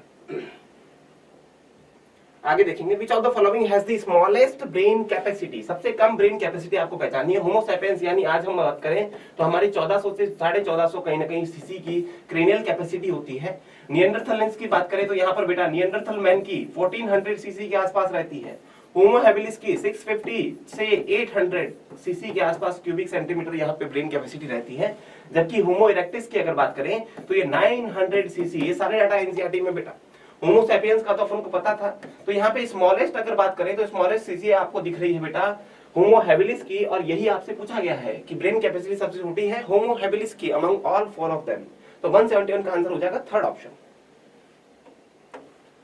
अगला देखते हैं, the process of evolution of different species in a given geographical area starting from a point and literally radiating to these areas of geography are called as beta adaptive radiation। एक common point से arise हुए एक particular biogeographical area के अंदर common point से अगर different direction में बेटा रेडिएट हो स्पीसीज के ओरिजिन, या फिर आप कहें कि डिफरेंट फॉर्म्स ऑफ स्पीसीज अगर अलग अलग डायरेक्शन में फॉर्म होती है तो उसी ही कहीं ना कहीं अडेप्टिव रेडिएशन कहा जाता है। कॉमन पॉइंट से डिफरेंट डायरेक्शन में स्पीसीज का इवॉल्वमेंट बेटा वही कहीं ना कहीं अडेप्टिव रेडिएशन कहलाता है। तो ये जो डेफिनेशन आप देख पा रहे हैं ये अडेप्टिव रेडिएशन की दी हुई है, जो आपको 2nd ऑप्शन में दिया गया है बेटा, और 2nd ऑप्शन हो जाएगा 172 का correct answer. Which one of the following scientist name is correctly match with the theory put fourth bye them. यानी साइंटिस्ट के उस नाम लिखे बेटा यहाँ पर, और आपको बताना है कि उनके द्वारा दी गई थ्योरी जो है वो किसके साथ मैच हो रही है सही से। डिवेरिस की अगर बात करें, ह्यूगो डिवेरिस क्या नेचुरल सिलेक्शन को दिए थे? नहीं बेटा, ये म्यूटेशन थ्योरी को कहीं ना कहीं एक्सप्लेन किए थे, ये म्यूटेशन कहीं ना कहीं लाए थे बेटा। तो ये गलत हो गया, पहले वाले में म्यूटेशन थ्योरी इन्होंने दी थी। मेंडल साहब ने थ्योरी ऑफ पेंजेनेसिस दी थी क्या? नहीं, पेंजेनेसिस की थ्योरी बेटा डार्विन साहब ने ही कहीं ना कहीं दी थी, और मेंडल के तो जो है हाइब्रिड और मोनो हाइब्रिड और डाइहाइब्रिड जेनेटिक्स में कहीं ना कहीं रोल था बेटा, तो ये भी गलत हो गया। तीसरा देखिए, Weismann theory of continuity of germ plasm, जी हाँ ये बिल्कुल सही है। वीजमान साहब ने जो है 20 जनरेशन तक बेटा चूहों पे एक्सपेरिमेंट करके बताया कि दो तरह के जो प्लाज्म है वो होते हैं ह्यूमन के अंदर या ऑर्गेनिजम्स के अंदर, और इन प्लाज्म में एक है सोमेटोप्लाज्म, एक है जर्म प्लाज्म। जर्म प्लाज्म में कोई भी चेंज किया जाता है तो वो कहीं ना कहीं इनहेरिटेबल होता है, जबकि सोमेटोप्लाज्म में किया गया चेंज हेरिटेबल नहीं होता। तो ये सही है, इनके द्वारा दी गई थ्योरी का यहाँ पे सही मैच हो रहा है। पास्चर साहब के द्वारा इनहेरिटेंस ऑफ एक्वायर्ड कैरेक्टर, जी नहीं, inheritance of acquired character Lamarckism का पॉइंट था बेटा, यहाँ ये करेक्ट नहीं है। और पास्चर साहब की अगर बात करें तो इन्होंने थ्योरी ऑफ बायोजेनेसिस दी थी, इन्होंने बायोजेनेसिस के सपोर्ट में एक्सपेरिमेंट किया था, बायोजेनेसिस के रेस्पेक्ट में, कि जो प्री एग्जिस्टिंग लाइफ फॉर्म से ही नई लाइफ फॉर्म आई हुई है, लेकिन ये बता नहीं पाए थे कि कहां से पहले वाली लाइफ आई है, तो ये गलत हो गया। तो यहाँ पर आप देखेंगे कि करेक्ट मैचिंग आपको थर्ड ऑप्शन में दी गई है, 173 का आंसर है third. Which of these are examples of evolution by anthropogenic action? Anthropogenic action की बात की जा रही है, यानी ह्यूमन का इन्वॉल्वमेंट हो, ह्यूमन इन्वॉल्वमेंट हो, ह्यूमन का इन्वॉल्वमेंट कहीं ना कहीं, यानी ह्यूमन के कारण ये एवोल्यूशन हो गया और ये फास्टर होता है बेटा। अच्छा, दो शब्द होते हैं, एक है एंथ्रोपोजेनिक एक्शन और एक होता है आर्टिफिशियल सिलेक्शन। आर्टिफिशियल सिलेक्शन जब ह्यूमन इंटेंशनली ब्रीड करवा रहा है डिफरेंट टाइप की स्पीसीज की और एक हाइब्रिड विगर तैयार कर रहा है खुद की इच्छा से, तो वो आर्टिफिशियल सिलेक्शन होता है। लेकिन यहाँ पर एंथ्रोपोजेनिक की बात की गई है, तो ह्यूमन का इंटेंशनली यहाँ पर कोई रोल नहीं है। लेकिन जैसे मैं एग्जांपल दूं, डीडीटी रेजिस्टेंट बैक्टीरिया, तो ह्यूमन ने जब ड्रग्स इस्तेमाल किए, डीडीटी वगैरह इस्तेमाल किए, तो फास्टर रेट से मॉस्किटोज का क्या हो गया, इवोल्यूशन हो गया। तो ह्यूमन क्या चाहता था, क्या नहीं, लेकिन इन्वॉल्वमेंट कहीं ना कहीं उसमें ह्यूमन का ही था। तो वही टाइप के एग्जाम्पल एंथ्रोपोजेनिक एक्शन कहलाते हैं। और यहाँ पर आप जैसे नेचुरल सिलेक्शन भी इसका एग्जाम्पल हो गया, उनका बिस्टन बिटुलेरिया का जो इंडस्ट्रियल मेलेनिज्म है वो भी एक प्रकार का एंथ्रोपोजेनिक एक्शन का एग्जाम्पल है बेटा। तो इसका इस ऑप्शन में देखेंगे, adaptive radiation of marsupials of Australia, जी नहीं ये नहीं है। Appearance of antibiotic resistant bacteria, जी हाँ, अब एंटीबायोटिक रेजिस्टेंट यानी जो मैं कह रहा था अभी, डीडीटी रेजिस्टेंट मॉस्किटो हो सकते हैं या फिर एंटीबायोटिक रेजिस्टेंट माइक्रोब्स भी कहीं ना कहीं एंथ्रोपोजेनिक एक्शन के कारण इवॉल्व होने वाली स्पीसीज है। Evolution of finches in Galapagos island, जी नहीं ये नेचुरली हुआ था। Elongation of neck in giraffe, ये भी नेचुरल सिलेक्शन के कारण हुआ था, लेकिन लेमार्किज्म के दौरान इस ऑप्शन का एग्जाम्पल लिया गया था, elongation of neck in giraffe. तो यहाँ पर करेक्ट एंथ्रोपोजेनिक एक्शन जो आपको दिख रहा है वो सेकंड ऑप्शन में होता हुआ, और 774 का आंसर हो जाएगा सेकंड। अगले पे आते हैं बेटा, who propose that the first form of life comes from pre existing non living organic molecule. अगर ये स्टेटमेंट आपके सामने आता है, pre existing non living organic molecule से पहली लाइफ आई है, लाइफ वहीं से अरोज हुई है, तो ये बेटा केमिकल इवोल्यूशन की थ्योरी है। केमिकल इवोल्यूशन की यहाँ पर बात की गई है, और केमिकल इवोल्यूशन देने वाले साइंटिस्ट थे बेटा ओपेरिन एंड हेल्डेन। ओपेरिन और हेल्डेन साहब ने कहीं ना कहीं यहाँ पे दिया था बेटा केमिकल या मॉडर्न थ्योरी ऑफ एवोल्यूशन। तो यहाँ पर आप देखेंगे बेटा फर्स्ट ऑप्शन ओपेरिन और हेल्डेन, और यही हो जाएगा करेक्ट आंसर इस क्वेश्चन का, 175 का आंसर फर्स्ट। अगला देखेंगे, which of the following evidences does not favour the Lamarckian concept. Lamarck साहब ने जो कॉन्सेप्ट दिया था उसको कौन फेवर नहीं करता है, यानी यहाँ पर आपको ऑप्शंस ढूंढने हैं और देखते हैं। और लेमार्किज्म साहब ने कहा था कि यूज एंड डिसयूज ऑर्गन्स का होता है, जिसके कारण अगर डिसयूज हो तो ऑर्गन्स जो है वो वेस्टिजियल होकर गायब हो जाते हैं, और जिनका यूज ज्यादा हो वो ज्यादा डेवलप हो जाते हैं। तो आइए देखते हैं, absence of limbs in snake. हाँ, ये कहीं ना कहीं इन्होंने एग्जाम्पल लिया था अपनी थ्योरी के दौरान कि जो स्नेक्स हैं वो बिल वगैरह में रहते हैं तो उनको लिम्स की जरूरत नहीं, इस कारण से वो डिसअपियर हो गए। Presence of web toes in aquatic birds, जी हाँ, स्ट्रेच किया एक्वाटिक बर्ड्स ने अपने टूज को, तो उसके कारण बेटा उनके अंदर वेब बन गए और स्विमिंग में कहीं ना कहीं मदद कर रही है। ये लेमार्किज्म कॉन्सेप्ट का एग्जाम्पल हो जाता है। Melanisation in pepper moth in industrial area, जी नहीं, ये लेमार्किज्म का एग्जांपल नहीं है, ये सिंपली नेचुरल सिलेक्शन का एग्जांपल है। और elongation of neck in giraffes, ये एग्जांपल हो जाता है बेटा लेमार्कियन कॉन्सेप्ट का कि जो जिराफ थे उन्होंने अपनी गर्दन को स्ट्रेच किया और गर्दन उनकी लंबी हो गई, यूज किया गर्दन का और यूज से वो मोर डेवलप हो गई। तो तीनों एग्जाम्पल होते हैं इस डिस्कार्डेड थ्योरी का, लेकिन मेलानाइजेशन नहीं है। तो यहाँ पर 176 क्वेश्चन के अकॉर्डिंग अगर देखें तो ये लेमार्किज्म का नहीं है कॉन्सेप्ट, या फिर ये एग्जाम्पल नहीं है। तो 176 का आंसर हो जाएगा थर्ड। आगे देखेंगे, given below is a sketch of evolutionary history of vertebrates through zoological periods with 2 missing members। यहाँ पे आपको बेटा एक सीक्वेंस दी गई है जो कि आपको मैमल्स के इवोल्यूशन की तरफ लेके जा रही है। अर्ली रेप्टाइल्स है, अर्ली रेप्टाइल्स के बाद यहाँ पर जो फिल इन द ब्लैंक्स में आएगा बेटा वो सिनेप्सिड्स होगा। सिनेप्सिड्स एक फ्लो चार्ट, एक ब्रांच तो बेटा सिनेप्सिड से होते हुए मैमल्स की तरफ जाती है, और यही अर्ली रेप्टाइल से एक ब्रांच सौरोप्सिड से होते हुए आज के रेप्टाइल्स, साथ ही बर्ड्स, साथ ही डायनासोर वगैरह की तरफ जाती है बेटा। तो मैमल्स वाली लाइन हमने पकड़ी है, वही ब्रांच हमने यहाँ पर पूछी है आपसे। तो ए में तो सिनेप्सिड होना चाहिए, और थेरेप्सिड्स के बाद बेटा कहीं ना कहीं मैमल्स यहाँ पर होना चाहिए। तो बी मैमल्स है, ए सिनेप्सिड्स है, ये दिया आपको थर्ड ऑप्शन में। थर्ड ऑप्शन हो जाएगा 177 का करेक्ट आंसर। अगला देखेंगे, who disprove the recapitulation theory given as to support the evidence of evolution. Recapitulation theory जो कि बेटा अर्नस्ट हैकेल साहब ने दी थी। अर्नस्ट हैकेल साहब ने कहा था ऑन्टोजेनी रिपीट्स रिकैपिचुलेट्स फाइलोजेनी, यानी जो एम्ब्रियोनिक डेवलपमेंट है वो कहीं ना कहीं एम्ब्रियोनिक डेवलपमेंट किसी हायर ऑर्गेनिज्म का अपनी प्रिमिटिव या फिर अपने जो एंसेस्टर्स हैं उनके एम्ब्रियोज को, उनके एडल्ट वाली फॉर्म को, अर्नस्ट हैकेल के दौरान जो एम्ब्रियोज किसी हायर क्लास का एम्ब्रियो है तो वो अपनी पिछले वाली जो एंसेस्टर्स हैं उनके एडल्ट वाले कैरेक्टर बनाता हुआ या दिखाता हुआ डेवलप होगा बेटा। लेकिन ये बात पूरी तरीके से सत्य नहीं थी। इसको वॉन वेयर साहब ने, कार्ल अर्नस्ट वॉन वेयर साहब ने डिस्प्रूव कर दिया कि आपने यहाँ पर जो एडल्ट बात कही है, यानी जो एम्ब्रियोज है वो कभी भी, मान लीजिए ह्यूमन का एम्ब्रियो कभी भी अपने एंसेस्टर्स के एडल्ट वाले कैरेक्टर कभी नहीं दिखा था, उनके भी एम्ब्रियो वाले कैरेक्टर्स को बनाता हुआ रिपीट होता है, उनके भी एम्ब्रियो वाले कैरेक्टर्स को रिपीट करता हुआ बड़ा होता है बेटा। या फिर आप ये सोच सकते हैं कि मान लीजिए आपके पास फिशेस है, एम्फीबियंस है, रेप्टाइल्स है, एवीज है, बर्ड्स है, एवीज है और एवीज के बाद बेटा मैमल्स है। तो इस तरीके से आप सीक्वेंस देखें हायर वर्टिब्रेट्स का, तो मैमल का एम्ब्रियो है अकॉर्डिंग टू रिकैपिचुलेशन थ्योरी बेटा, मैमल का एम्ब्रियो अगर डेवलप हो रहा है तो इन सभी के एडल्ट वाले कैरेक्टर्स इसके एम्ब्रियो में नजर आएंगे बेटा, इसके एम्ब्रियो में नजर आएंगे। लेकिन ये बात पूरी तरह सत्य नहीं है। अगर आप सोचें तो क्या फेदर्स अपने एम्ब्रियो में नजर आते हैं क्या? नहीं। रेप्टाइल्स के जैसे स्केल्स वगैरह आते हैं क्या? नजर नहीं। एम्फीबियन जैसे, फिशेस जैसे जो फिन्स है वो नजर आते हैं क्या? नहीं। ये पूरी तरीके से सत्य नहीं है। फिर बाद में अर्नस्ट वॉन वेयर साहब ने कहा कि सभी रिलेटेड ऑर्गेनिजम्स के एम्ब्रियो एक पर्टिकुलर स्टेज तक सिमिलर होते हैं, सेम होते हैं, और ना ही कोई एम्ब्रियो हायर क्लास का एम्ब्रियो अगर डेवलप हो रहा है तो कभी भी पीछे वालों का एडल्ट वाला फॉर्म कभी नहीं दिखाता है, उनके भी एम्ब्रियोनिक स्टेज को ही दिखाता हुआ बड़ा होता है बेटा।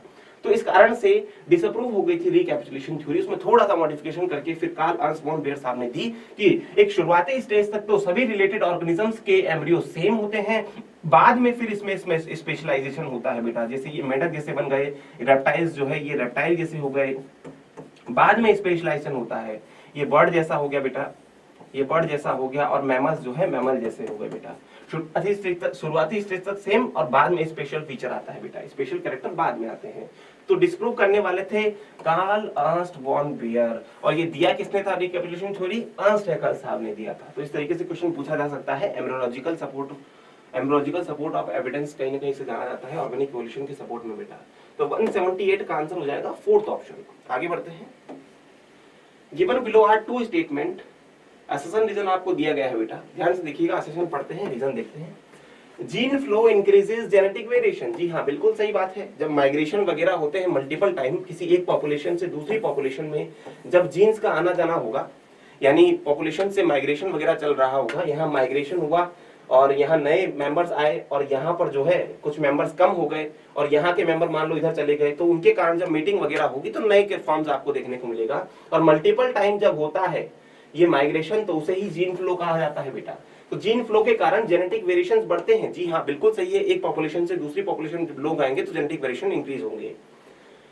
रीजन देखते हैं। The random introduction of new alleles into recipient population and their removal from the donor population affect the allelic frequency, जी हाँ बिल्कुल सही बात है। यहाँ से कुछ लोग गए, यानी ये हो गया डोनर और ये हो गया रेसिपिएंट, ए हो गया डोनर, बी पॉपुलेशन हो गई बेटा रेसिपिएंट।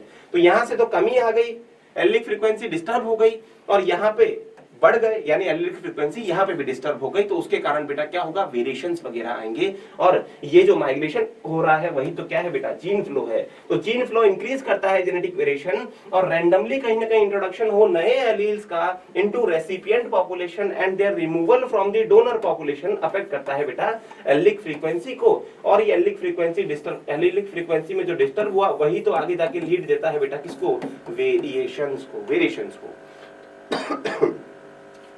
तो असर्शन सही है और रीजन भी सही है, और रीजन कहीं ना कहीं बेटा असर्शन को करेक्टली एक्सप्लेन कर रहा है। तो यहां पर बेटा 179 का आंसर हो गया फर्स्ट ऑप्शन। अगला देखेंगे, rate of appearance of new life forms of a species is directly linked to their life span. Life span के डायरेक्टली प्रोपोर्शनल होगा बेटा। लाइफ स्पैन जिस ऑर्गेनिज्म का जितना छोटा उतना ज्यादा उसमें नई स्पीसीज बनने के चांसेस है, नई लाइफ फॉर्म्स ऑब्टेन होने के चांसेस है बेटा। लाइफ स्पैन छोटा है तो जल्दी जल्दी डिवीजन होंगे, जल्दी जल्दी कहीं ना कहीं ऑर्गेनिज्म बनते चले जाएंगे, और उनमें होने वाले रिकॉम्बिनेशंस के कारण नई लाइफ फॉर्म्स, नई स्पीसीज आपको देखने को मिल सकती है। तो लाइफ स्पैन छोटा होगा और बाकी नहीं है बेटा इसके फेवरेबल में। यहाँ पर बेटा लाइफ स्पैन छोटी होगी तो न्यू फॉर्म्स आपको देखने को मिल सकती है। 180 का आंसर हो गया बेटा फर्स्ट ऑप्शन। और इसी के साथ आपके जूलॉजी के कुछ सॉल्यूशंस जो है यूआरटीएस 8 पेपर के खत्म होते हैं। अगले वाले पेपर के लिए सभी को ऑल द बेस्ट बेटा। Thank you so much.